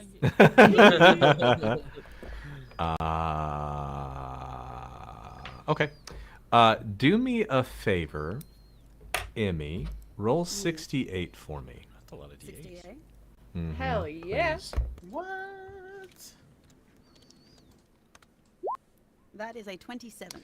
I'll do it. Okay. Nice. The suddenly as that, like, popping happens, Tilly, and the rest of you see a, like, it almost looks like an orbital blast coming through that plant matter above the ceiling. A large 30-foot wide cylinder of light comes slamming down out of the plant matter above you, slams into this creature, and yeah, it's gonna take that full. It takes that damage, and you can feel suddenly the side of this creature heating up. Despite the fact that you're pretty sure you're under the water, you feel this creature begin to heat up, as you're pretty sure your patron is burning the hell out of this thing. Nice. I need from you, Imania, I also need a perception check. That's an 8. Okay. There's just some guy sitting in the belly. Kepri is trying to communicate with you, but you were distracted and having a hard time focusing on it. And the light in front of you is very odd and distracting because it is like humming and glowing, and it has these strange tendrils attached to the side of this creature. And is there anything else you want to do? At the moment, I think I'm just channeling my patron, I guess. Okay. I think. Beatty, that makes it your turn. All right. Do we still want to move the boat closer to this thing? I can could answer for definitely Tilly. use that. I want to get closer. I want to kill it. I want to hit it. I guess we're moving Let's the boat do like the closer. Little Mermaid. Wacka-weezer. Okay. How Drive much right into it. closer do you want to go to it? You're about 10 feet from the closest body part. I mean, I guess since there's a bunch of people here that can't hit him at a distance, let's just get right up on him. Pull up right alongside it. So 10 feet then, right? Yeah. Okay. Tilly, that'll trigger your held action to attack it. It's gonna blast somebody straight through Moonbeam too. It will, I think, in fact, put Moonbeam, oh god, right on top of the NPCs. Oh no. Hi, NPCs, welcome to Moonbeam. and Kaida a little bit too. I don't know how that works if they Moonbeam get should, moved it should into only it. be 2 squares by 2 squares. It should be Oh, is 10 it too big? feet at 10 feet across. I think that's So like that. Oh, so then it might not have hit them. Yeah, if you center it Oh. on a corner, it'll fill up more squares. But like, yeah, I think that's It's hard the to size. move because it's like it was here. 10 feet down would put it here, which would mean it hits Kaida and Scarlet, and the boat. Yikes. No The big boat. deal. Just It's all right. I'll spend does a 10 boat make rounds a con repairing a save? 1-foot break in the boat next time. Thank you. Unfortunately, Tilly, a 13 does not hit this thing. As you slam into it, you also, I will say, because you're so familiar with this type of energy, as you hit this thing with electricity, you watch as it like bounces off of it. It seems to be either resistant or like fully immune to lightning damage. Don't like that. I didn't plan that, by the way. This thing existed before your character. Then that brings us. You moved as a move action, Beatty. Is there anything else you would like to do? What would you like to do with your action? Oh, my action. So I still have my action.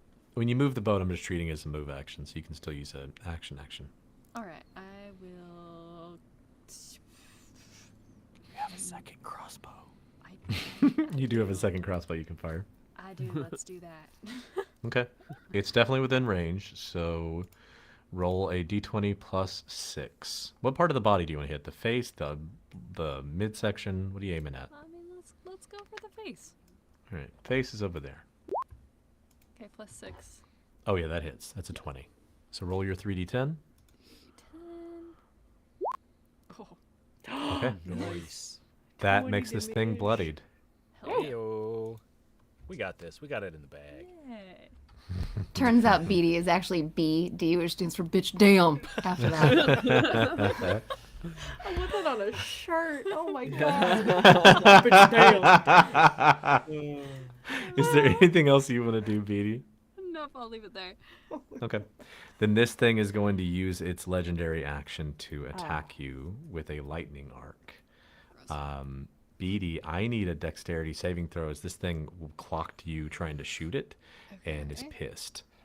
Let me get my shit together. There we go. That will save. So you will only, I think, take half, right? Probably don't have a base. Oh, I'm 2 not gonna creatures. be Oh god, hang on. happy being hit by a giant beam of light, turning it into a suit. It's not. This is also a save or suck, so you take 0 damage, but it does arc to somebody else. I'm gonna roll a d4 and we'll just see who it hits. Arima, I need you to make a dex saving throw, please. Hey, am I gonna take damage for the first time? I hope not this one. Oh dear. Oh no. Oh no. Okay, what is it? Dex save? Dex save, please. Fuck, I suck at those. You got this. Please make it. Yay! Nice. I Yeah. don't have to roll 4d10 of lightning damage. That's good. Oh god. Just like ducks. Yeah. Helly just absorbs it. It's fine. Iris, that makes it your turn. You're on the ballista. You can fire it, or you are close enough to attack it if you would like to. Huh. Riddle me this, Ethan. Can I attack and then punch as a bonus action? Yeah, sure. Why not? Fuck it. Yeah. Okay. Cool. Yeah. Cool. Sure. So yeah, let's use the ballista first. Do I get Ballista the plus time. 6 too? Nope. Or is it Yeah, it's always the same like functional. So you roll a d20 plus 6. sweet? All right, let's see. Oh my Ooh, god. that's an 11. The ballista goes wide. I would like to roll double digits for once in the this is homophobic. Even last session, I could roll over a 10. During Pride? How dare it? All right. Iris brought a brick and she'd like to use it. Yes. Well, out of That's so anger and frustration, she kind of tosses it aside and she will kick out. And I don't know if the prerequisite for Flurry of Blows is I needed to use my melee attack to then do the double bonus. Yeah, but I think I'll let you rule. so. Yeah, I think it would. I think that would require it because normally it does. That's fair. Okay, so I can just do my one. Yeah. So let's see if that hits before I even go and gather other information. Unarmed strike. Apa? Punch him. Oh no. Come 9 on! Single digits. A still. 9? Single digits Because I are rolled rough. a 4? That's so rude. I don't It even have is- anything to make it work. I have to It hit is to do rough. anything cool. I'm so sorry. All right. Yeah, I don't do shit. All right. I'm That's sorry. You can still move. Do you want to move? I gotta reload. Well, I can't even reload at this point. 'Cause it takes an action, yeah. It does. Shit.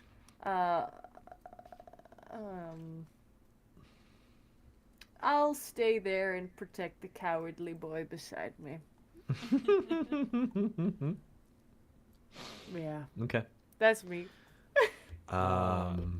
So Iris, so technically, flurry of blows is just something that you can do as a bonus action by expending Oh. 1 focus point. I love that. Excellent. Then do another Oh. attack and expend I'm that gonna focus do point. that. Yeah, punch in the Come butt. on, just land a blow. Come on. 15. That 15 hits. Yay! That's your first Okay. double digit. You rolled a 10. In the past month, yes. Which okay, it's fine. Okay, so I'm gonna do some stuff with this. I'm sorry, I didn't think I was actually gonna hit, so I didn't have the things pulled up. I know it's been about 40 minutes since my last turn, but I'll make this quick. So sorry. Okay. No, you're fine. So finally makes contact. There's damage with that, and then I'm going to use another key point to do something else. Get it. Oh my god, can this work quicker, please? Mercy. Okay, come on. Would 5e tool? Okay. Alright. So, I'm going to use Hand of Harm to also inflict necrotic damage on Okay. this attack. As Iris is just so pissed off. She saw Beatty get like almost baked with electricity, but luckily Blasted. she taught her well. She brushed it off. And I'll roll the damage. Where the hell did... Sorry, folks. Okay. Damage. Alright, so... Okay. And I'm going to use my Tavern Brawler feat to reroll ones on my Okay. unarmed strike damage. So we're going to try that again. Alright, so that's 10. Nice. From just that, and then God, what do I roll to do the necrotic damage?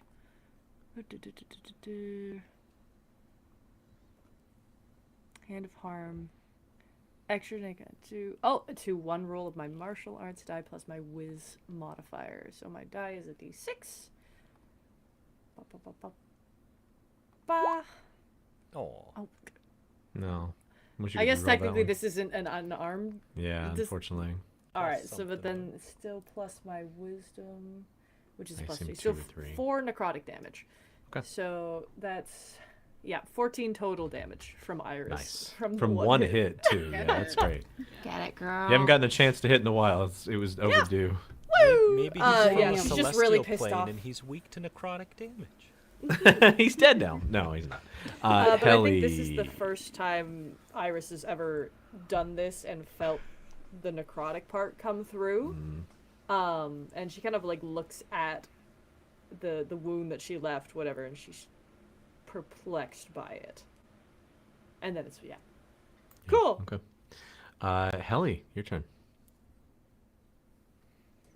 Okay. She's gonna do something that's gonna be a little controversial. She's gonna bite. Oh yeah. Bold. Do you want her to jump over, I'm assuming, to that other No, part? she's Oh, not gonna no. fucking do anything. She tries to six. bite and goes, "Ow." Because I can't seem to roll above a 10 Yeah, we're at having all. we're having one of those times, y'all. God. All right, I'm gonna move her up here just so she's like within bitey range. I moved the whole thing. Sorry. Okay, that makes it Redvold's turn. Okay. So Redvold is now large. He's going to very tentatively step forward, trying not to rock the boat too much. The only space that is on the boat that is a spot that he can attack the thing from happens to be in the the moonbeam. So I'm now imagining I'm willfully going into that spot, and the white hair, the blue tattoos are now just shining in the light as I scream at this thing, "Hey, you orphan son of a bitch! You want biomatter? I've got all the biomatter you need right here. Your whore of a mother is going to be piecing you back together once we're done with you. Now give us back our friend." Oh my goodness. Hell yeah. Get him. Yeah, swing at him. Not Hey, the that mom. thing has mommy issues. Be careful. I know.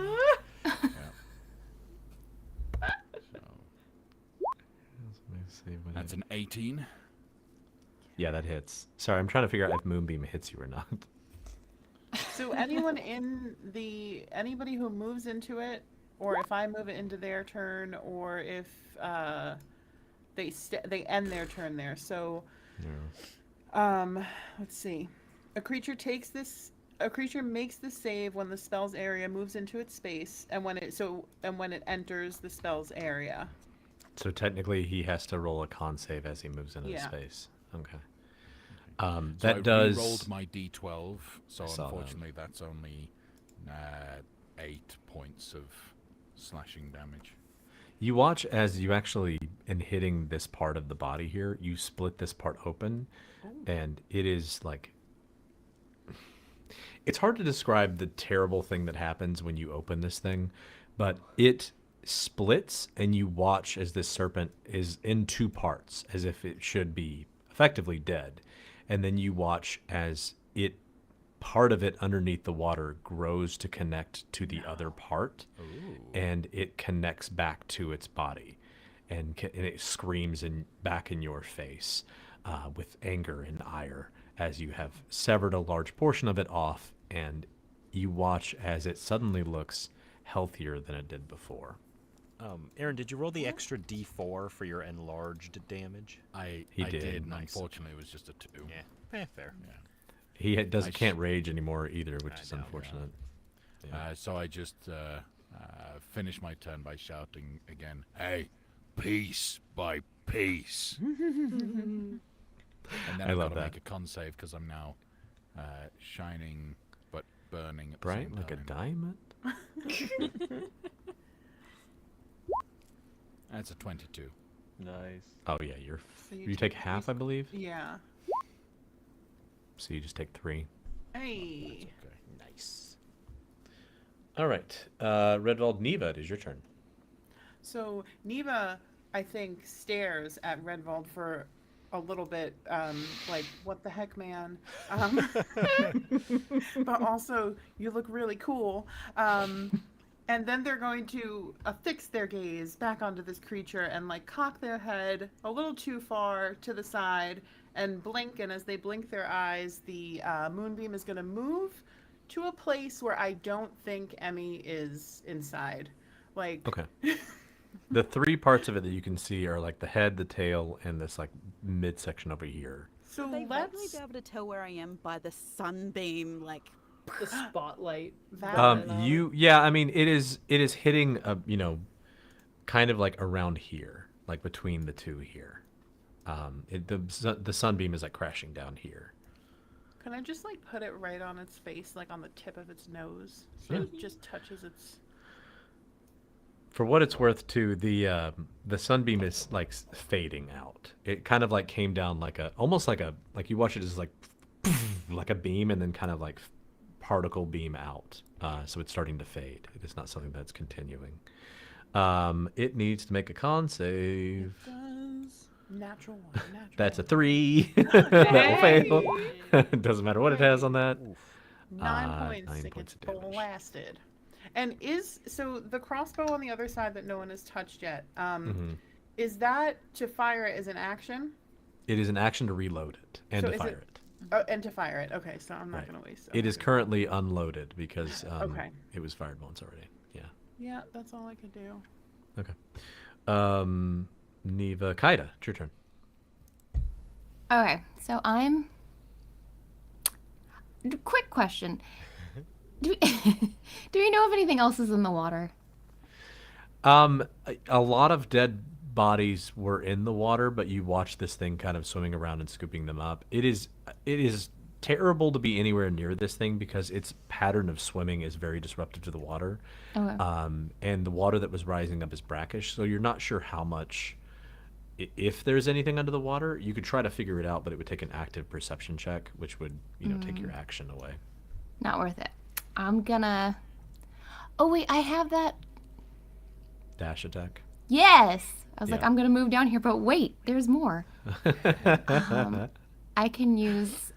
So I still have 3 dice left, so I can Yeah. expend 1 to use my lunging attack. Yeah. then I your can run lunging at him. attack is a bonus action, which lets you rush up. Because you move more than 10 feet, you get to add the superiority die to the attack's damage roll. So you can rush up toward the midsection here and make it, or you can try to rush up to the tail, but you'll have to kind of share space with other people over there. I'm gonna. Oops. Why am I measuring? Oh, because I have that button hit. I hit the measure button. So I can rush up here and. You'll get the bonus. I forget how to roll that. So I roll my regular. So just roll. You roll your attack, and then your superiority die goes to the damage. So if you hit, which unfortunately a 9 won't hit. Oh, bullshit. I know, but you still get your graze. Okay. Which is just my regular? No, that's my. Sorry, Your that's my graze regular is your, I strength. think, 3 points of damage. Yeah. Okay. Got excited. It is. Well, is there anything else you want to do? Sulk. Fair enough. It is this thing's turn again. It is going to use one of its actions to try to swallow Imania deeper. So, Emmy, I need another strength saving throw. This thing's a regular Nancy Reagan. That's a 9. Oh no. I broke so hard on that. Fuck. Holy shit. Oh my god. A 9 does not do it, so I'm very sorry. You take 4 points of damage.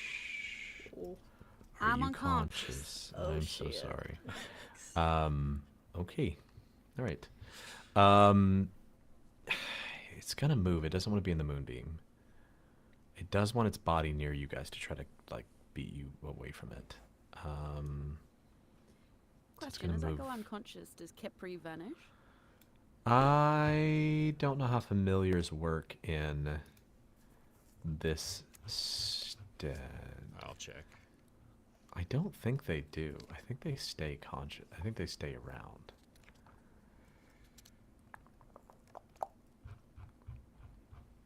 It's worth knowing because if before we move on, because if your familiar suddenly vanishes, then I mean people will be like, whoa. Instantaneous. It doesn't say. It says they only disappear when they drop to 0 hit points or you use some. So I guess it's something you can use for whatever storytelling purpose you want, really. Yeah, you can temporarily dismiss it. Whatever. It is connected to you though, so I mean, and it can speak common, so it is going to immediately when you go down, it is going to fly over to Redvold's shoulder, and it's going to tap on Redvold, and it's going to say, "Battle Daddy, Imania is unconscious." Thank you. It is going to do that. Okay. So that was its turn. That was its first attack. It is going to move its head around to the other side of the boat. It is going to... I mean, you're going to come with it. Oh, hi. It is going to open its mouth and shoot a spray of water at Beatty. I need another dex saving throw. I'm so used to Pathfinder You were because I about to say played it reflex. first. I was about to say reflex saving throw, yeah. I played Pathfinder for so long. Oh, I really want to play Pathfinder. Oh, look at you. It's good. Hell yeah. Oh yeah, you're fine. You Damn, don't even let's take go. half damage. This is another safer suck. So this thing shoots this like beam of water at you, just like slamming into the boat, and it manages to miss you. So that is its 2 actions. Tilly, it's your turn. Thanks for washing the decks. Scrub the poop deck. Okay. We're gonna swing. Okay. fine. How? Oh, I'm not muted. And we're gonna Oh, miss. no. Good lord. I am so sorry. Oh. Yeah, it doesn't hit. Is there anything else you can do? Literally no. I'm so sorry. Okay. All right. Well, Beryl, it's your turn. When it like re-swallowed Emmy, did we like see like a lump moving through Yeah, its belly? you watch as or- it like raised its head in the air, and you watch as it like moved, it shuttered its body down, and so you can make the assumption that it was trying to like force Yeah, but we Imania can't down see deeper into where its stomach. she is, like through its like stomach. There's like an Emmy-sized lump. This thing is gigantic. and a lot of like, it's in game underwater, I'm terms sure. gigantic, so it is difficult to Yeah. see. Yeah, it's about 15 feet like wide at every given moment, so it's big enough to easily swallow her without showing anything. Fair. I mean, I don't know. I feel like what I want to do. I want to get up here. I'm gonna kind of like share a space with Kaida and move back out after I attack. But I want to like. I'm gonna try to like start slicing into its belly with my dagger and see if I can like slice a hole that we can reach in Okay. and try to get Emmy Hell out. yeah. It's Roll an gonna attack. say hammer, but it is dagger attack dagger. because I'm doing the true strike again. So this like rune on the back of his hand that's wielding the dagger kind of glows, and balls like rolled a 9. So Yeah, unfortunately, as you swing your dagger at it, it just kind of like it slams into the skin of this creature, but it's very thick, so you just kind of like you can't get it through the hide. Yeah. He's a thick boy. I really appreciate that we spent the last game rolling like 15s and 20s on little fish dudes. Yeah, Y'all I fucked know. those things up. And this thing not so much. Yeah, well, other than that, Beryl is just kind of like there's like a bead of sweat kind of on his forehead as he's like concentrating on keeping Redvold huge. So yeah, that's all I do. Sorry, concentrating on keeping Redvold huge was something that my brain wasn't ready to hear out loud. It doesn't take much to keep Red Bull. Well, can I tell you that during Redvold's last turn, Hell in our stream said that she was picturing Redvold thrusting his hips when he said, "I have all the biomatter you need right here." He just slammed it out on this side of the whatever. It's fine. All right. The harpy pick is going to fly over 5, 10, 15, 20, 25, 30. She's going to throw 2 more air-like daggers at it with advantage on the first one, which will hit, and the second one also hits. Okay. So she gets sneak attack too then. Oh, she's carrying. The NPCs all are, man. Yeah. Thank God I added them. Thank God I joked that they should come with us, and then they Oh my did. God. Okay. Okay. She does almost 20 points of damage as she slams these 2 like dagger like wind blast into this thing's face. Fuck yeah. And then she screams at it like, "Give me back my friend!" Raz, your turn. Yay. Let's see.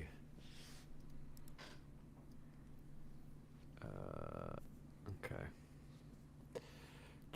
If I'm here, is he technically in this box? Yeah, he's within 5 feet of you. Okay, just making sure.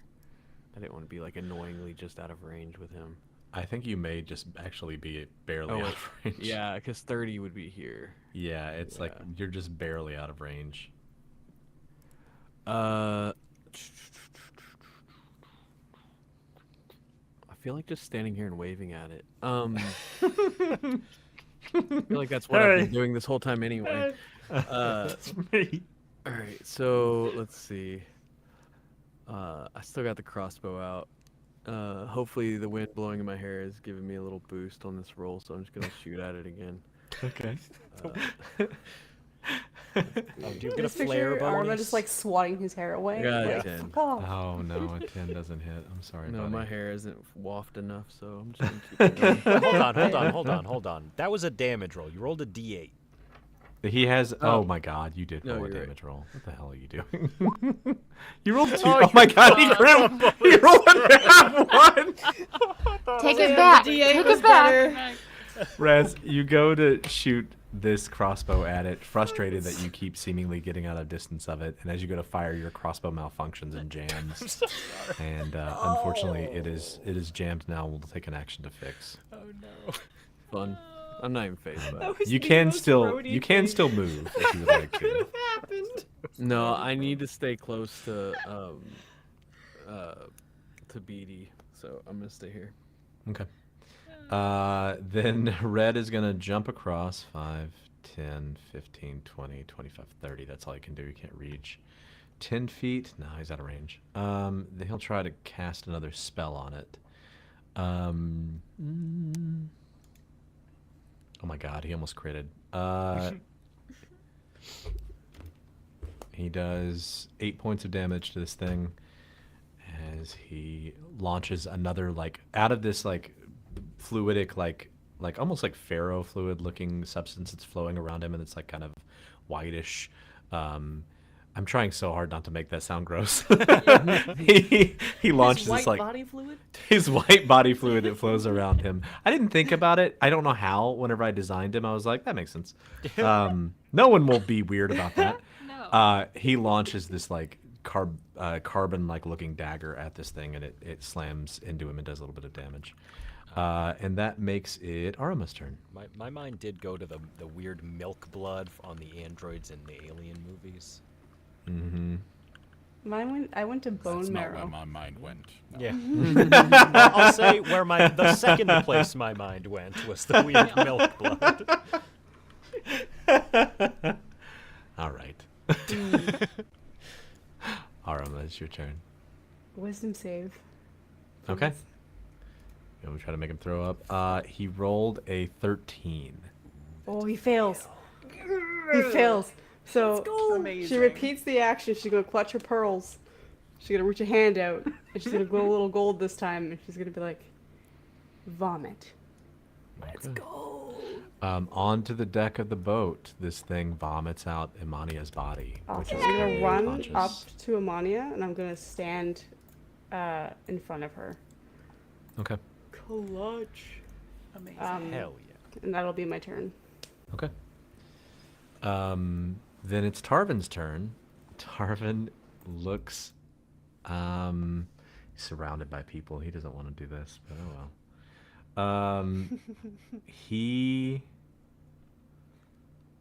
Yeah.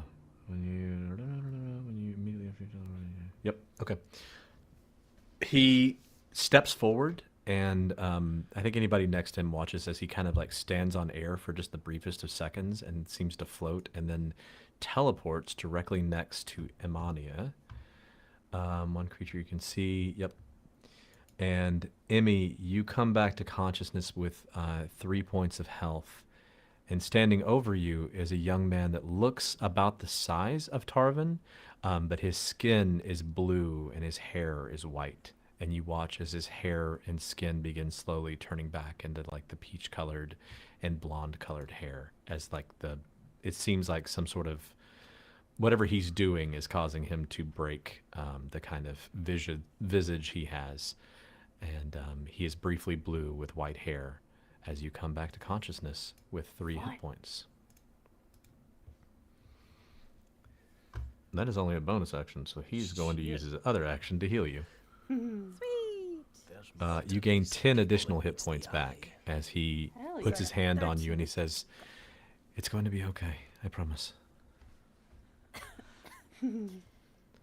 That sucks.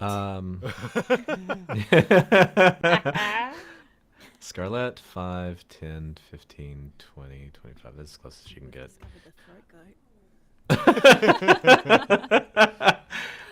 She's going to try to throw another javelin at this thing. Oh my god. Oh my god. She almost critted and did max damage. Hell yeah. Slams a javelin into this thing. Imania, you are prone but conscious as you see this thing has vomited you out, and this like strange kind of, converting back into Tarvin person is standing above you, and Arama is guarding your body. What do you want to do? Picks up in the air, correct? Pick is in the air above you, yes. Okay, I look at Arama then while I'm lying on the deck covered in mucus and bile and fun stuff. And I'm like, there's a glowing core or something inside it that's attached to it, powering it. Making assumptions. She's just making assumptions because considering it's attached to it. And then from laying on the spot on the deck, I'm going to.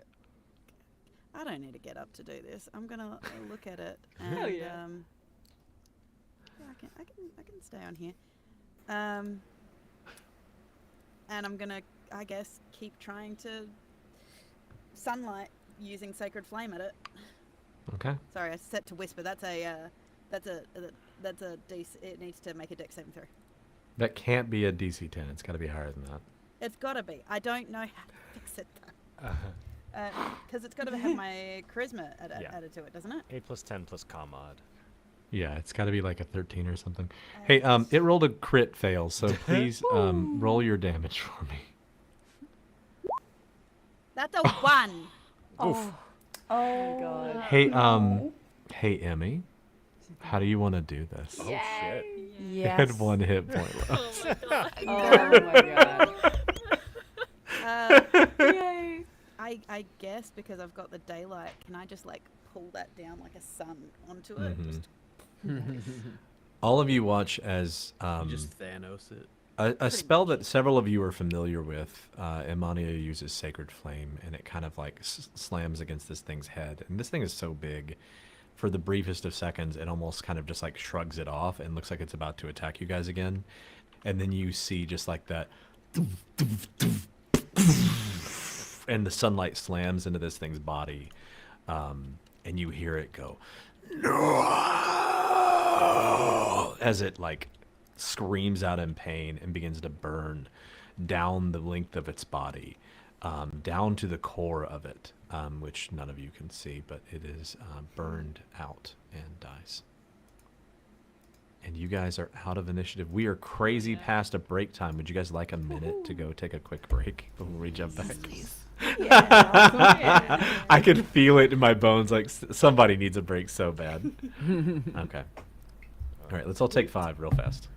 Cool. Give me 1 second. We'll jump right back in right there as this thing is dying. All right.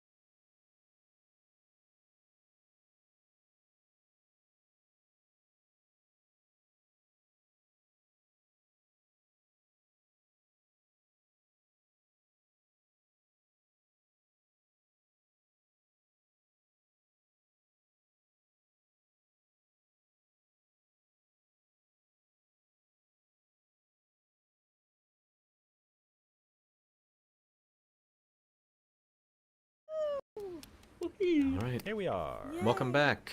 Welcome back.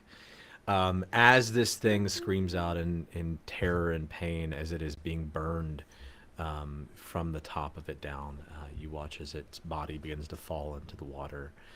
And each of you are out of initiative. What would you like to do? I told you we don't taste very good. Kaida runs up to Emmy and like tries to high five the poor like dazed girl. Like, you did it! You killed old fish stick. I look up at Arama like just like oh god, almost get shoved through the deck of the ship because she's kind of strong. But I look at Arama and I'm like, we should still get the crystal The crystal? inside it. The thing I told you about is like it's got a thing inside it. I thought that was when you were dazed and confused. Are you gonna be okay? I'm not dead. Fair. Redvold, I can't keep you big for much longer. Do you want to try Oh. to get whatever Emmy's talking about outside of the thing? Yeah, no, the moment Emmy mentioned we should still get that, Redvold is already moving towards the edge. I'm happy for you to reduce me if you need to. This way, Redvold gets I to keep dive his into pledge to it as well, that like- he's going to make his mother put him back together in pieces. Oh, holy shit! You're huge. He is. You get Oh. bigger every time I see you. Should like smash the hand over her mouth. You're big essentially for like 48 more seconds, so you make what you will out of that time. He's also 12 foot tall. How tall are most of us? Oh, I think he I'm said 16 feet 16. tall. It's a lot. Yeah. Yeah, no, sorry, yeah, 16 feet tall. Triple iris. Because he also wearing loincloth. I'm 5'3". It Um, goes with him. It's gotta. We has it- canonically declared that I am wearing very furry trousers. Yeah. Good, yeah. Yeah, he's actually got full-on pants. He's not wearing a skirt. Has it been an hour since I first Them some cast sexy the names. water walk thing? No, it has not. Amazing. I'm gonna step right off the boat. Nice. Redvold, you are large, and part of the spell gives you advantage on athletic checks, but I believe as a Goliath you also get advantage on... no, that's toward grappling. Okay, so roll an athletics check with advantage for me to swim into this thing's mouth. As it is like That's a drifting 19. toward the bottom. Okay. You manage to crack this thing's jaw open and force your way into its mouth. You are this at your current size, you are the width of this thing's like body on the inside. So as you're crawling through it, it's like, you know, military crawling through this thing's body. And each of you can actually kind of see in the water as this thing's drifting down. Redvold is like gumming up this thing's throat as it's moving down, as he's moving shout down. out if you want to That shout was a back choice to of normal. words. Roll a perception check, Redvold, as you're moving through this thing's body. We should have put a rope on him. We can see the bulge in its throat. Oh wow, okay. Oh my god. With a 19, you hear it before you see it. Under not this taking water, it as you're very holding well. your breath, you hear this like thump, thump, thump, as you get closer and closer to this light that you can suddenly see as you're turning a corner within the body of this thing. It's very, for what it's worth, this thing is drifting down to the bottom of this water right now. It's only about, 10 feet down, 15 feet down from where you were. But it is probably pretty disorienting as you're like moving through this thing for it to also be drifting down toward the bottom of the water. As you get closer to this thrumming noise, you start to see almost kind of a faint like blackish white light, a very dim, kind of muted white light. And as you get to the area with a 19 perception check, you can see what looks like almost like a very like a crystalline heart in the base of this thing. And off of every edge of it, you see this like strand of like crystalline substance that is extending out to each of its sides like a spider web. And it is holding there as some kind of like gap to kind of like block things from moving down. But you can see there's sides of it that you can get around if you wanted to. And within it, it seems like some kind of cage in the middle of it that forms around this like crystalline heart. That is like a black crystal. All right. So, knowing that I've got less than a minute of being large, but I do have 4 minutes of holding my breath, so I can keep sinking down as I need to. I'm just gonna start trying to wrench things open to be able to get a hold of that black crystal. Okay.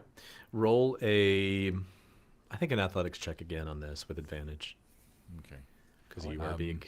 I like that he essentially could Now- have waded out in the water to fight this thing if it's between 10 and 15 deep. Yeah, it is not very deep because Right, if you remember, there are parts of the water that go down 20 feet, and there are parts of that where you could stand on that were 15. So like this in the water, just right up at his eye level. Amazing. Now, as Redfold is like punching and pulling and ripping and trying to tear this thing apart, he's letting out a lot of angry frustrations because he felt fairly useless. He failed to protect Emmy, and then knowing that when Emmy got out of it, Emmy still killed it anyway. So like he failed in believing in Emmy as well. So he is very angry at himself. This would just be a normal athletics check, I believe. Because you're large, you get advantage on all athletics checks. Okay, right. So That's an 18. 18. I will give you a choice. You can, with an 18, you are successful in doing this. You can, in letting out your rage, either cleanly tear this thing out, or you can rip it apart so much so that you sever the inside of it, giving you another way out of this thing's body. I will cleanly take it out. This is like the one thing I don't want to ruin at this point is what Emmy just asked me to do. Yeah. Okay. So You managed to carefully rip it out, and then I'm shuffling backwards out of its mouth. Right. I think with the amount of time at this too, as soon as you rip the heart, like the crystal, it kind of looks like, imagine like a disco ball or like disco plates that have been laid on like a large heart. It's about this big in your hand, so it's about the size of like a dodgeball for you. And this is in your normal form, so it's a little bit smaller right now for you. But as you shrink down, it's about the size of a dodgeball in your hands. And you've managed to cleanly break off all the kind of like key like marks and like attachments that were spider webbing out into the sides of this thing. And as you pull this out, you manage to crawl back out of this thing's mouth, emerging into the water to see Arma standing on the surface above you. Hey. No. Sup. Would you give this to Emmy? Sure. Did you need help getting back on the boat? I think I'll be fine. Okay. I'll take it. Okay. You also you're both able to get into the boat relatively easily. Beatty, you notice a problem pretty quickly. The water is still rising in here.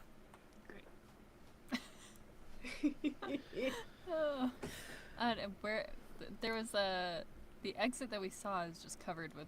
It's approximately right here. There's now a 30-foot hole in it, but your boat is not 30 foot wide. Well, no, not that big. It's a 30-foot hole long wise, so it's like, well, maybe.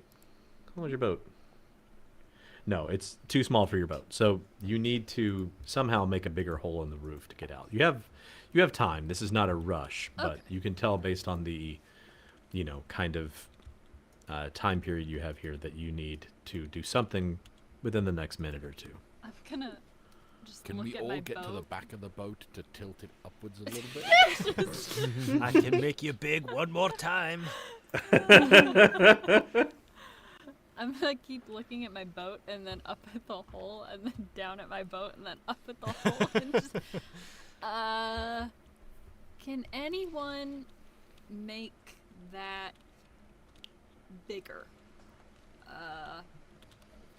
Iris Anybody got will any tricks up their produce sleeve? flame and Okay. how fast Beatty, how fast does your boat go? About God, what did we decide? It's I think we said 80. Yeah. Okay. as we, 'cause, like, out of care of like, we could just like fill out the rest of this map, see if there's any other easier route as people are like shooting fire at this thing. Couldn't Beryl just shrink the ship and we swim out? Enlarge, reduce person. Well, That's what the spell is. no, there's an object thing for it too, but there might be a size limit. Is there? I could also grease the hole and maybe we could just sort of slide on through. A creature or an object must, Oh, or an object. must be neither worn nor carried, and it would just. All it says is that it enlarges or reduces a creature or an object you can see in range by one size category. So I could make the boat go from whatever size category it is to the next one down. I don't know. Okay. What, I mean, I think if based on the wording of the spell, we could shrink the boat from 60 to 30. Okay. Hell yeah. What you guys would have to We'd get close. snugly get close together, but it sounds like unless there's. I really like this idea. Yeah, I'm just trying to think. It just becomes a boat to a canoe. I mean, Yeah, we're good. I'm just trying to think through the Yeah. technicalities, because like the whole actually like doubling or halving in size, it doesn't even say that. It's literally just about the size category.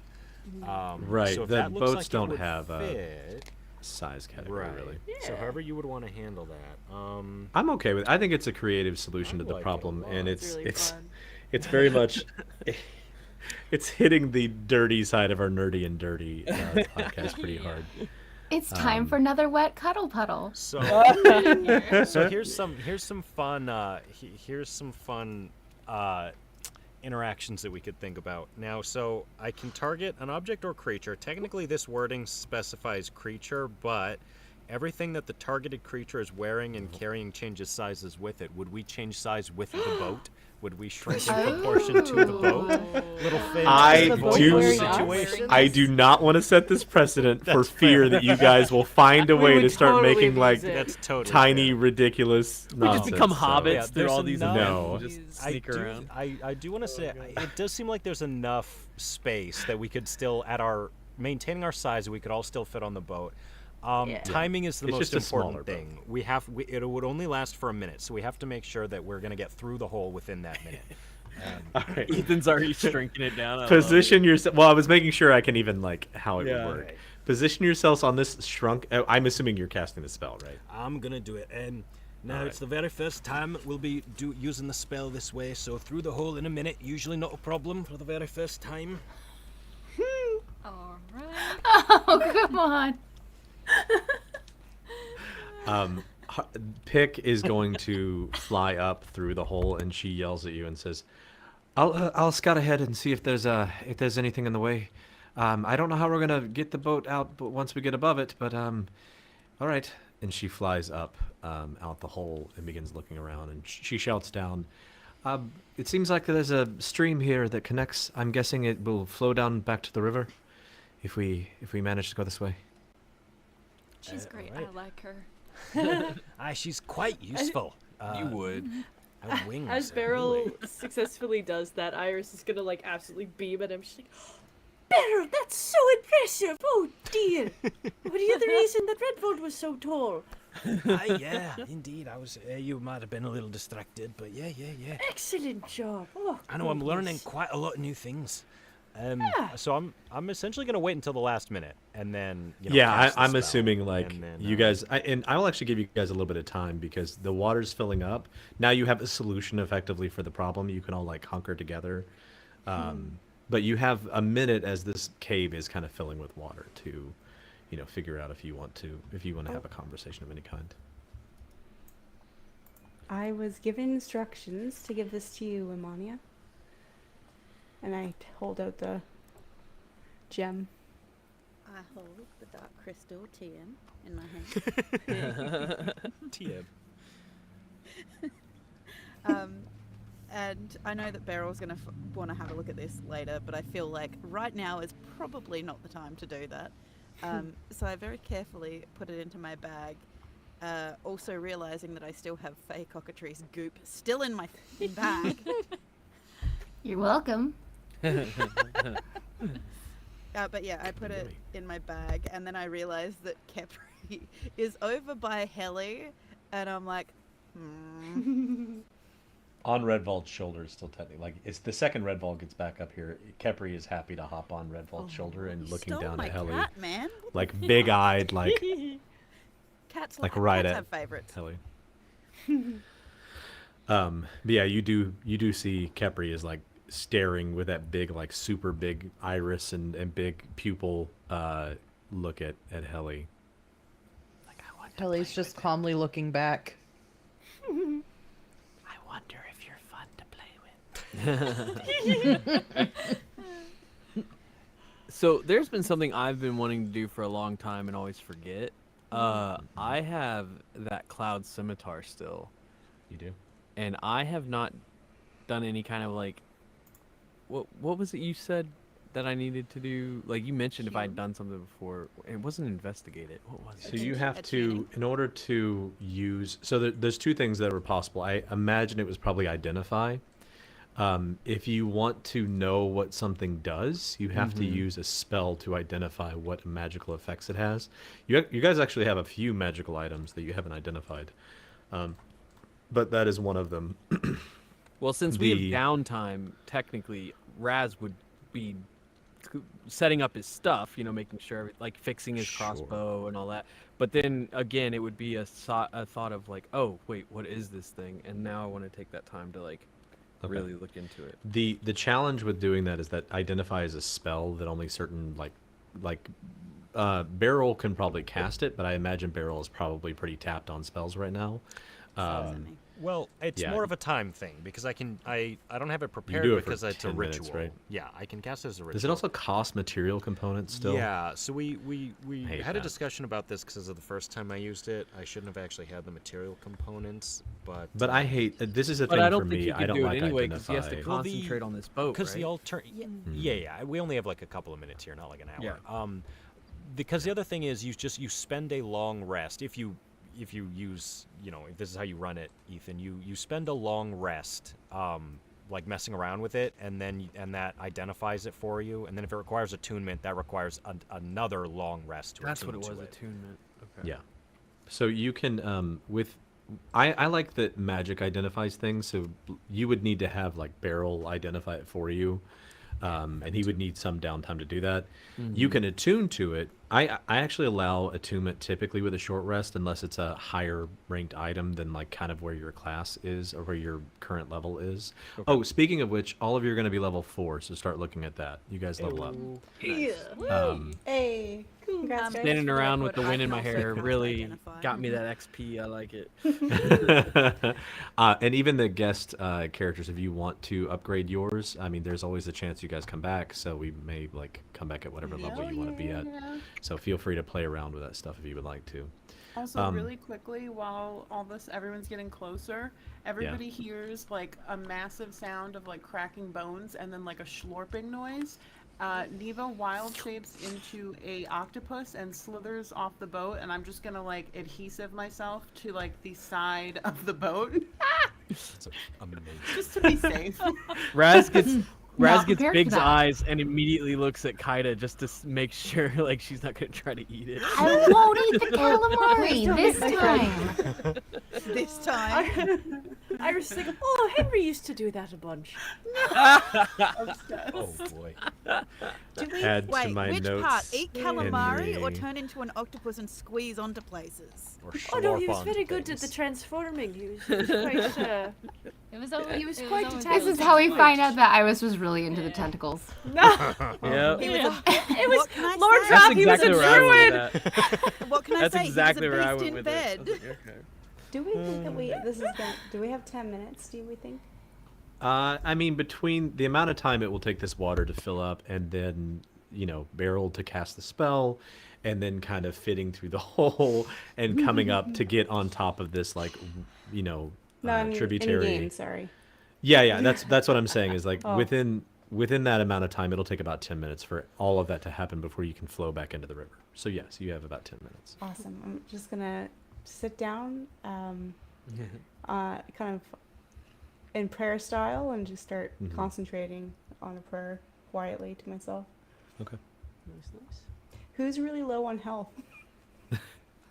I took no damage. this whole time. Beryl is invincible. about He's never been half now. injured. Yeah. Yeah. I'm good. He's gonna get hit once and die. I know. You noticed before Neva shaped into an octopus that they were a little banged up, but not so bad. Just a few scratches. Okay. I also have lay on hands if anybody needs anything else, like minor. I can give you like 1 HP if you're kind of missing. I can do some healing too. Okay. You guys kind of have like enough of you have like a passive medicine check high enough to know if anybody's bloodied. Is anybody below half? Cool. Okay. All right. So nobody No, is okay. below half. Well, then I will not do the praying thing. Otherwise, You can pray if besides you want just, to. you know, Yeah. yeah, maybe I'll just take some time to myself for a second till someone wants to talk. Okay. The amount of time this takes too, you guys can mark yourself as having a short rest if you want to ensure that you've got like some hit points or whatever. That's fine too. But you have some downtime as the water is kind of moving you up and out of this hole. You were able to get back onto the river at some point, which we'll move back to that map in just a second. I think Iris will take the chance to go to the new, our new companions, and she'll just kind of, I guess, put her hand out. She'll be like, "I'm Iris, by the way. Thank you all for your help today." Because she didn't introduce herself to you guys before, because she didn't trust you. And now she's like, "5 check passed." Valid. Fair. Tilly holds out her hand and she's like, "I'm Tilly. This is Haley." She points at the dog. Lovely. She like side eyes it. The dog gives a wide smile that crackles with electricity. Oh dear. She's really sweet, honestly. That's Neva down there. She points to the octopus. I wave a tentacle. I'm Arma. Nice to meet you. Lovely, and thank the three of you for being here. I don't know how and why you fell into our laps, but things work in mysterious ways. That they do. That Yeah. they do. When we kind of get through the hole, when Beryl's done with the second casting of Enlarge Reduce, and we're kind of settling back onto the tributary, whatever, Beryl will, kind of talk, or whenever you guys are having this conversation, I guess, if it doesn't interfere, but yeah, he'll kind of be like to Arma, hey, yeah, we really can't thank you enough, and you came here based on a vision. Do you feel like it's fulfilled? Did you do what you came to do? I don't think you folks are quite out of the woods just yet, but I'm hoping some shenanigans that I've pulled on the way here might be of assistance to you. I mean, no one suspects a blind girl. She waves a hand in front of her eyes.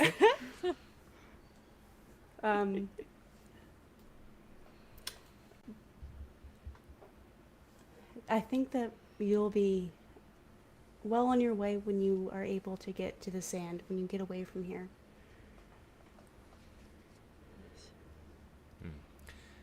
Did you come fully of your own providence, or do you work for somebody? Some organization, some church? You seem a religious type. Funny story. I was part of a church, but I ran away, long story short, and just kind of follow my visions, I try to help people wherever I can. Where I came from, my visions were used for nefarious purposes. And I didn't find out until, well, much of my life later, that they were being used that way. So I'm trying to make up for it, however I can. Very good for you, dear. That is a noble pursuit. Thank you. Aye, And and we it don't have helped the us best. out of the woods. We don't have the best track record with churches either. So no Yes. judgment here. That's fair. I should be completely transparent. The church that I ran from,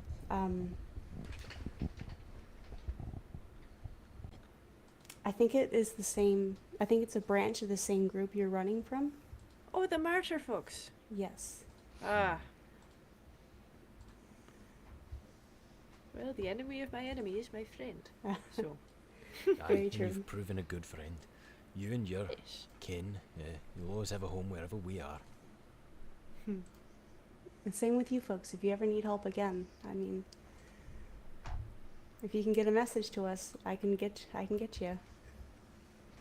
Do you have one of those cat things? That's the only thing That's Iris exactly knows. what I was thinking of too. It's exactly. That's a thing. Better, right? Cats. Yeah, our patron tosses those things out like candy. I still have Cat? ours.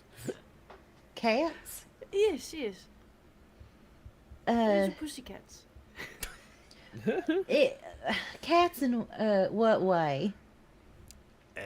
Cats. Feline animals. Meow.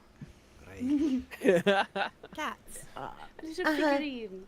A little I love that Little- immediately little- 5 people pantomime cats. Cats. Cats. Meow, meow, Around. cat. Right. Do these cats like have dimensions or What cats don't? Normal a lot of them? cats. Truth be told, a lot of cats don't have dimensions. I I don't mean, know. Have you ever really looked in their eyes? there are studies that they do lead people We to know Redvolt subspaces has. and whatnot. But yes, it's a Chili, little treat. like side eyes. Arma. Well, I mean, I've heard of an entity called Brat God, Cat God, or something. That's the one. Pretty sure that's Arma, roll a religion check for me. Oh my god. I just totally went to reach for solid dice. I mean, you could do that. I trust no, you. it's cool. I believe in you. I have dice. You don't want me to do that. I've been rolling well. I've been rolling bad on here. Oh my god. That's Jesus. just shy of a crit. That's a 19 on the die and 25. Hell yeah. With the 25, you do recall, I mean, you've been taught about a number of the Pantheon because of your, heritage and your kind of the way you were raised. And the god Felix, as you referred to as the Brat God, Cat God, was an entity that, kind of dispersed their own deity like among all of the cats of the world at the time of the convergence, and that kind of gave some people the ability to communicate with them and divine things, much like the way you're able to see visions. They're able to kind of connect through these like cats to communicate across like distances and things like that. But not every cat has necessarily this connection, and not every person who tries to follow this god can necessarily do that. You just see like Irma looks like she just spaces out for a second. And she just kind of like rubs her face, and she's like, I rescind my comment about not every cat being able to do that. But yes, we've got this little figurine that we speak through. But I mean, you're kind of stuck with us for a bit now. BD, dear, forgive me my old age. Where the fuck are we going? Forgive Chili Cleo's snickers memory, behind her too. hand. I don't know where we're going. Well, it's kind of up to you guys. I was kind of just trying to, I didn't even know who we were running from until now. So this is all. I'm just here. I'm helping. Oh, Wherever surprise. you guys want to go. Right, you don't have a problem harboring priest murderers, do you? 'Cause I'm sorry, oh no, what? I'm not. No, that's fine. I'm not judging. Well, this water opens up by my village, so you're all welcome to rest, restock at Bellport.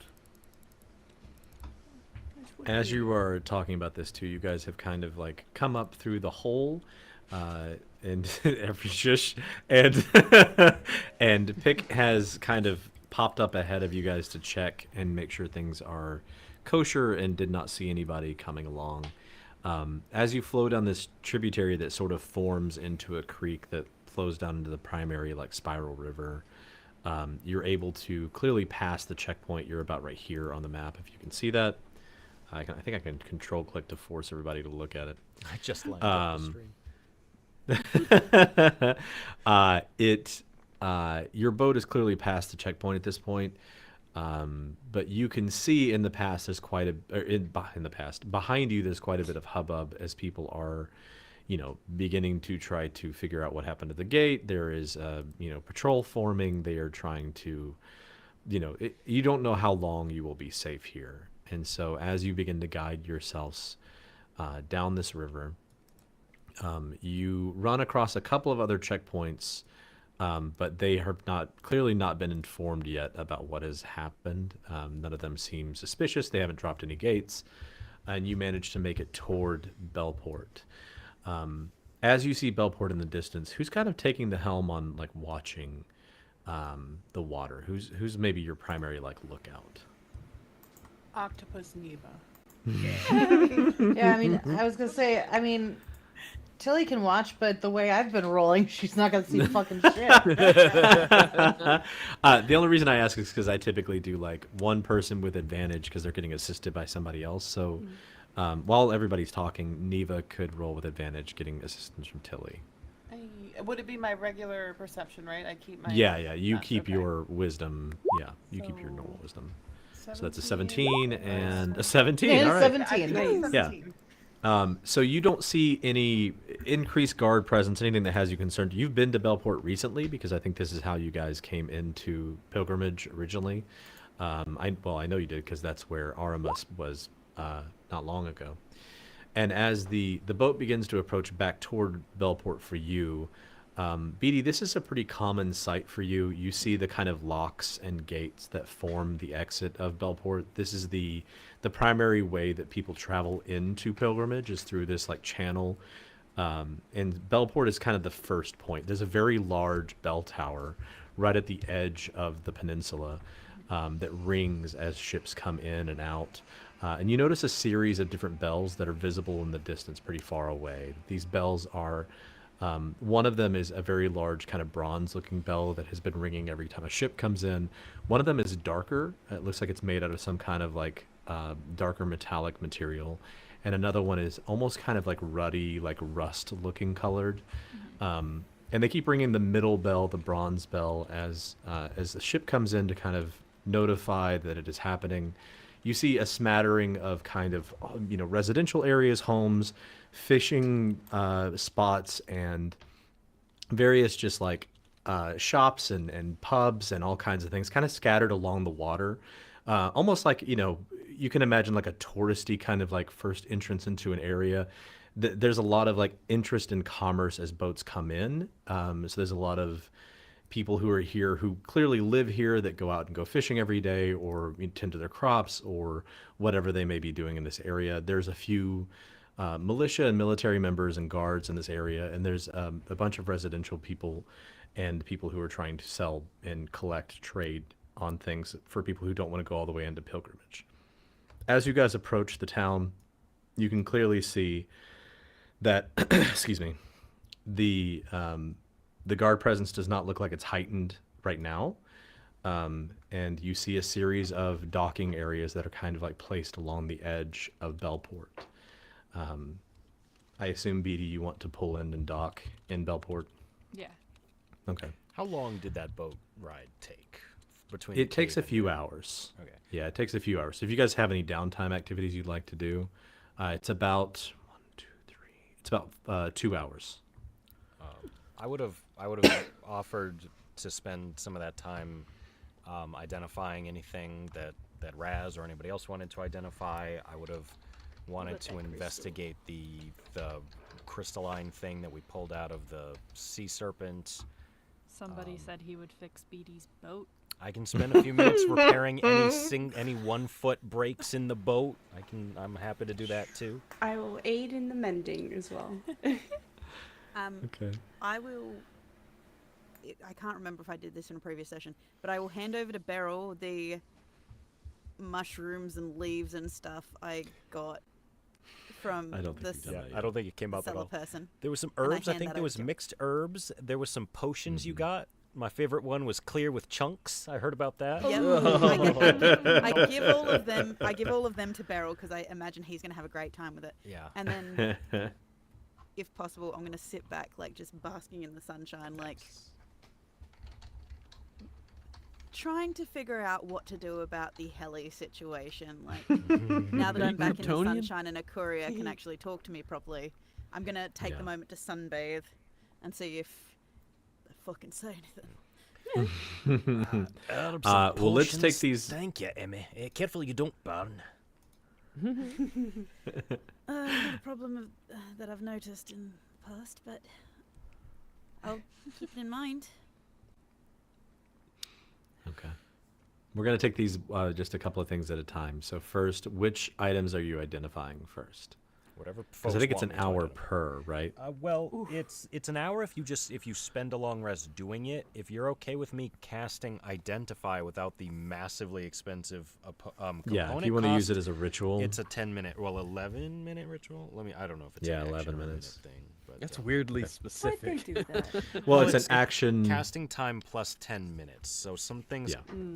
some things Okay. need a minute to cast. I don't remember if this one needs a minute or an action. It was, I think, in 5e11. It's a minute I don't or remember this ritual. now. So yeah, as a ritual, it's a minute plus 10. So 10 minutes. Okay. So, the first one you identify is what? Whatever Raz wants and whatever anybody else wants. Well, I definitely want my Cloud Scimitar that you gave me back in like episode 1. Yeah. To see if there's anything special with that, because clearly the runes you set on it move like clouds or whatever. So I do. want to get that checked out. When you finish identifying this is a cloud cutlass. It is a weapon. It is a magical weapon, but it does not have a +1, so it is just a minor magical item. The first thing you recognize in identifying this item is that it grows in power with the wielder. So whoever is attuned to it, it will match their power level. It will grow alongside them and become more powerful. The only ability it currently has, although you can tell it definitely has more that will unlock later on, and it won't cost you a spell slot to figure these out in the future, because you'll kind of like, you've cast this, you'll recognize it. It is capable of casting Gust once per day. Nice. Nice. Well, it may not seem like much right now, but if you spend some time vibing with it, you can cast a spell out of it, Gust, and yeah, if you keep it around for a while, it'll get more powerful as you do. That'd be pretty sweet. I actually have one more thing I just remembered, and I don't know if anybody else wants to worry about this, but I do have the dead priest's original sword that we You have do. not identified. You wrapped it up. I Yeah. did. It is still wrapped in his bloody gauze or slimy gauze, whatever. Pussy bandages. So, yeah. Oh. So, yeah. So if we can do that, that's all I think I have. Barrel's just setting up shop somewhere on the boat. Just I bring know, me things, just- bring me things to look at. I'll Like, identify here, I got some cool items, stuff for I'll ya. Look at your potions, your herbs. Just run it all by. This sword it's shaped, I mentioned it's shaped kind of like a katana. It's a long sword, technically. This is it seems like a pretty standard flame tongue katana or flame tongue longsword, but what you recognize about it, Beryl, and identifying is that not only does it do the 2d6 fire damage, but if you crit fail with it, it does 3d fire damage to you. Oh. Yeah. Fun. It is a cursed flame tongue. It causes damage to the wielder if they fail to use it correctly. So you have to be attuned to use it, though, right? You have to be attuned to Or most attuned? magical Yeah, okay. items to Just use making them. You can only attune to 3 items. It's kind of the way that the system prevents you from overstocking magical items. So you could technically attune to both weapons. That's only 2 for you, and you could use them interchangeably. This weapon, the way a flame tongue blade works, is it does your normal longsword damage, which is a D8 or a D10 if you use it two-handed, and it adds 2d6 fire damage to any attacks. Imagine if And if Beryl I- told you about everything but the curse. Oh my god, that would surprise me. Do you not tell him? I need to know. I mean, he's That's really reacting funny. like he's hearing it straight from you. Beryl's over here like looking through his book, poring over like corroborating runes and shit while he's looking at your sword, and he's like, yeah, it's a flame tongue. It'll do extra fire damage. Again, you've got to spend some time with it first. And now, like just at the end of the identifying, as right as he's about to hand it to you, he's like, oh, almost missed that thing. Oh, you've got to be careful. If you fuck up badly enough, it'll burn you instead.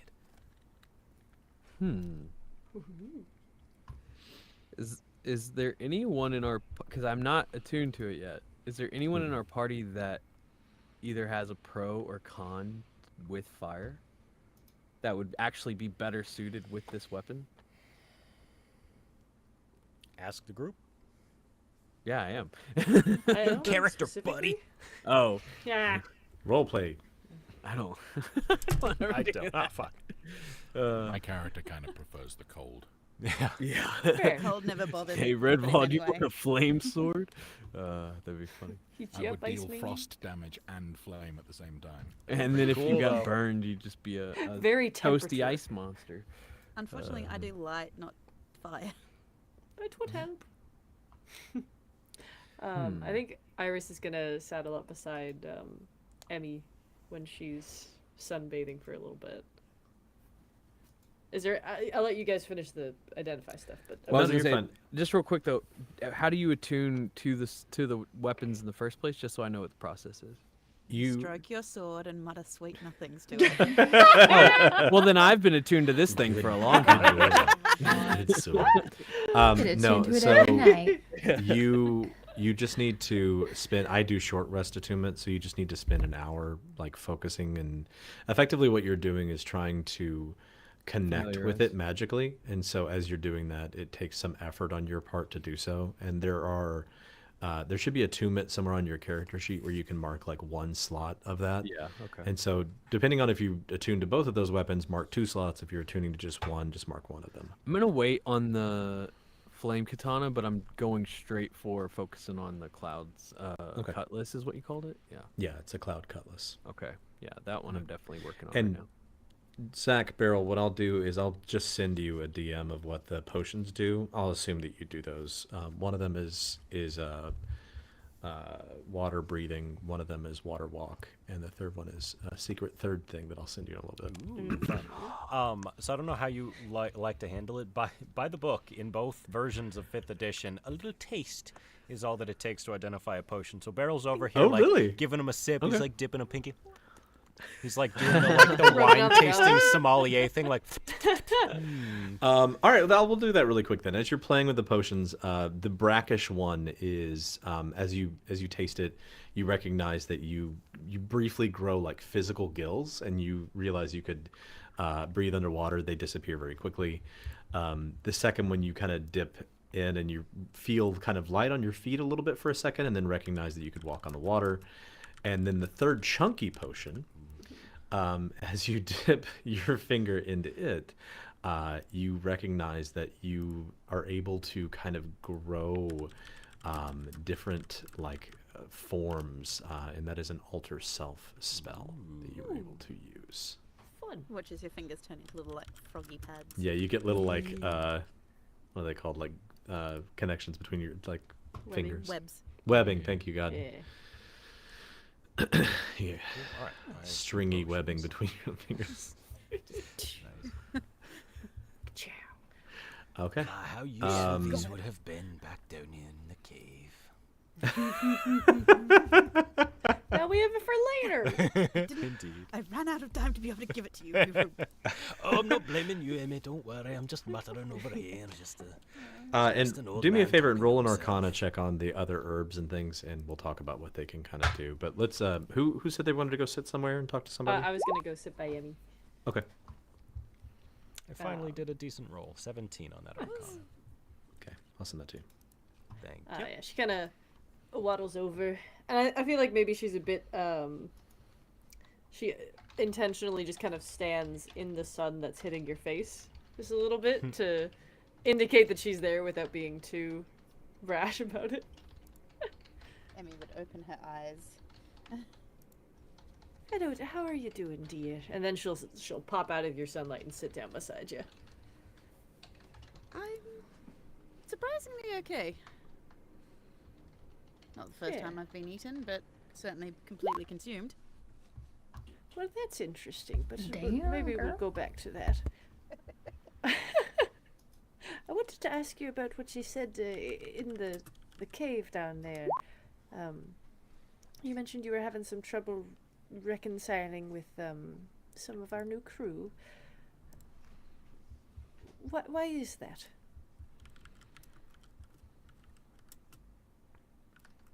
Emmy starts to just look a little thoughtful, a little bit melancholy of just difficult decisions needing to be made and promises but not really having the clarification. I mean, they were very helpful in the cave, and I mean,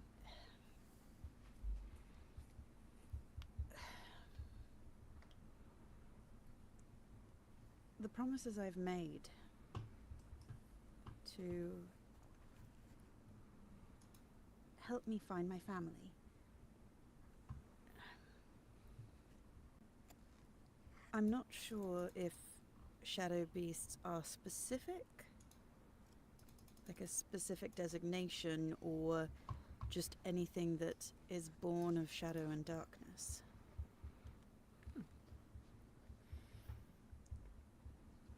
Well, I am curious as to whom you've made this promise to that wouldn't understand the dire circumstances.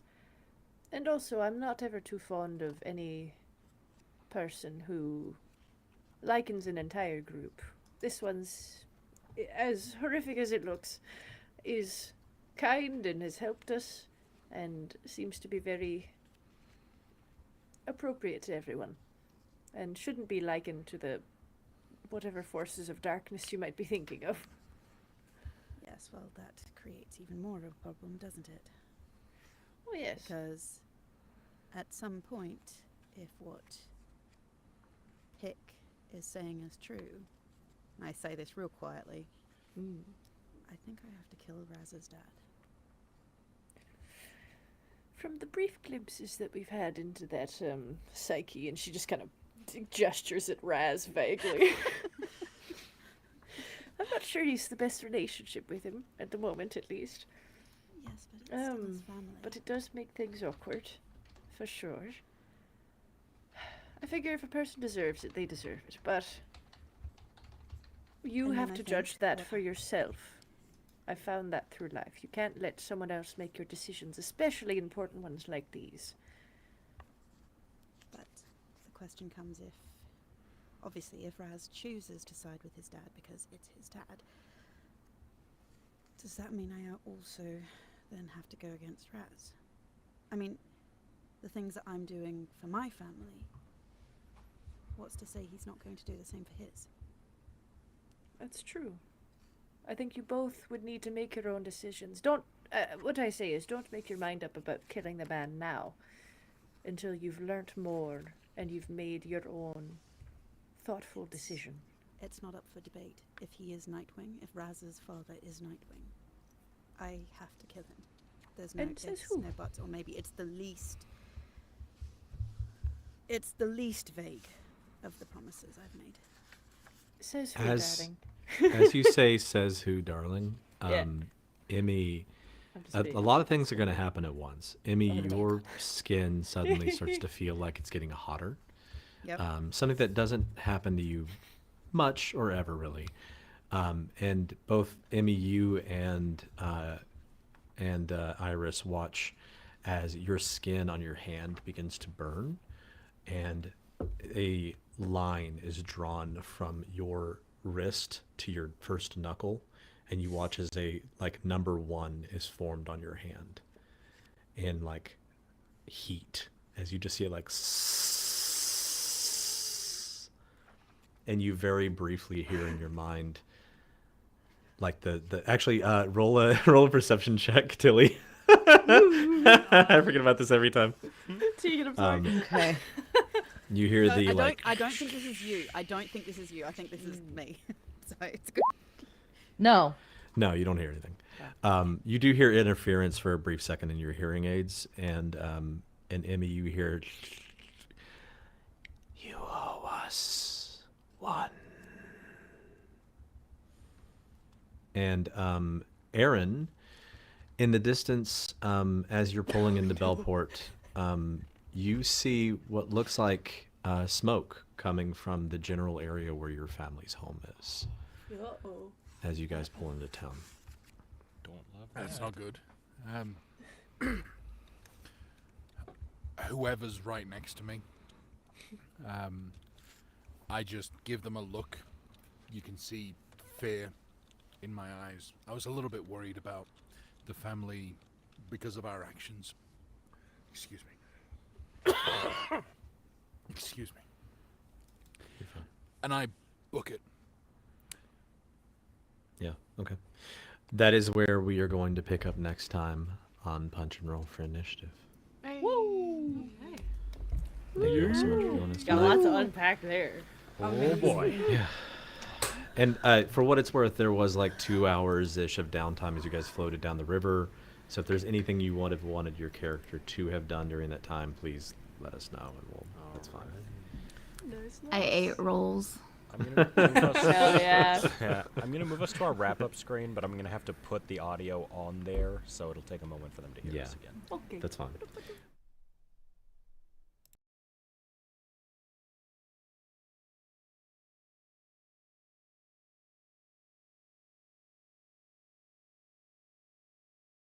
We'll definitely be wrapping that there. Next week or 2 weeks? Sorry, 2 weeks from now. Next In week. 2 weeks Okay, from cool. now. Sorry. Actually, I couldn't do next I can't do next week. Yeah, same. I know. I'm sorry.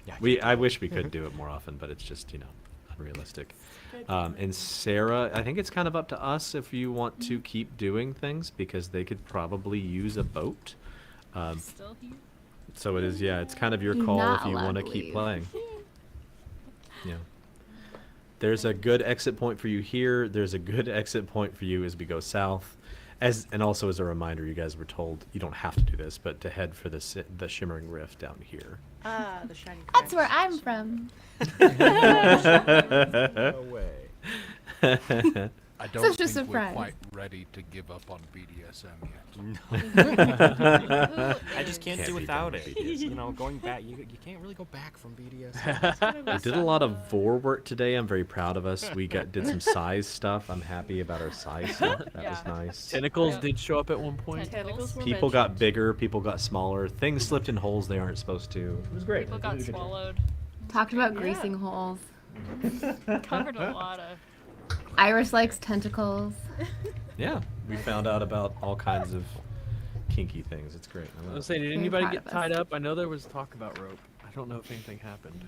No, nothing happened. There's always next time.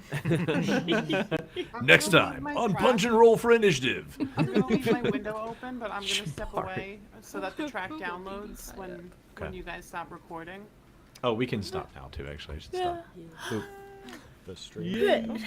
So it should tell you when it's done getting everyone's track. Okay. Hey, mine It uploaded is. just Yeah, very everyone is done. Amazing. What? That was Not quick. having to get Yeah. from the DAW and upload to Google. I know it's I'm so gonna go to bed nice. so much This is earlier. gonna be great. So Yeah, I'm and gonna we don't have go to worry bed about right now. Cleo sending wave forms too. Yeah, like Take, a full gigabyte worth of 20 shit. gigs. It's like, oh. Let's hope this is better than was tired. having It to was do it the fun. other way around. Sustenance This flipped my forward. camera around, throw me off whenever I changed it. That's weird. But yeah, I'm happy about that. I'm glad it's. Ugh. Oh, Like Guys, that. we live. Yay. Yeah. Yay! Pretty easy I was too. genuinely concerned. With 16 people. I was concerned about Emmy for sure. A lot of you Emmy almost died. Yeah. I was Yeah, really that's true. concerned about Emmy. Look, Emmy knew exactly what she was doing, and it worked out really well. Emmy was. I think she was a little badass after. It was Yeah. fun. I Anyone was who needs to panicking. jump too, feel free. Don't feel like you're stuck here. Please. Oh no, please jump I if you could need have to. died too. So. Yeah, you were very close to death, and it only used one. For what it's worth, too, I could have thrown in a couple of extra legendary actions. I was just like, You could have, yeah. I helped I more in don't wanna kill you. suggestions than in actual actions. It was really fun. I love his voice too. I love that you turn into an octopus and you're just like chilling. Yeah. That was Ariana. Yeah, she's. Yeah. Oh. I think Ari No, did. that was Yeah. great. Yeah. Yeah, she Damn had it. to jump. So I am tired. also going to bed. It was a long day. Good night, everybody. Good night, Thank Good you for stream. joining us. Yeah. Yeah, talk to you soon. Too. Bye. You bastards keeping me awake. Sorry, Marie. I know you over there with Comfy your little big blankie. blanket. Yeah. I was literally Started like snuggling the up later on half it. of I know, I the saw after that. the break. I just kept watching Marie go. Well, the blanket I just was got higher and trying higher. so hard. It I'm literally wondering just if kept you're getting just like- bigger. And I'm like, okay, I'm gonna go. Tapping the pin against your head at one point. I was like, oh, baby girl, I'm sorry. We gotta give you a caster so you can. We gotta give. I love Kaida so much she'll never die, but I really want to give you a caster so you have things to look up. Yeah. Because fighter really is just like, You I'm don't gonna want a hit it, caster I on guess. this sheet though. Go hit it. I mean, I picked fighter because I figured while I was It's learning the thing it would be easier, cool. yeah. But like, I don't know what, especially with RDC here and the things that they're like, I'm gonna make this monster has to roll against me. Yeah. That is the coolest shit. Yeah. My character We're sheet's not right. There's gotta be your character battle sheet is mechanics. definitely busted. We need to look at that. Yeah, Couple- mine hold on. seems weird, A couple too. of you guys, Tegan, when you were rolling Eldritch Blast, it wasn't adding your charisma mod. Yeah, I yours is don't know busted. why I'm because gonna I use dragged that. and dropped Yeah. everything and it should just Oh. fucking do it. Rhodey, yeah, You when think you so? when you rolled the attack Yeah, that was roll- just a mistake. I know, rolled but that well, one. hey, but when you rolled the attack roll, it was also only adding your proficiency bonus, not your ability score modifier. Oh. Okay. Yeah. So we Hmm. can The go back sheets are and look into busted. those. They don't work properly. Yeah, I don't know. Well, I think for me, it's just the whole situation of not understanding how to format the sheet in general.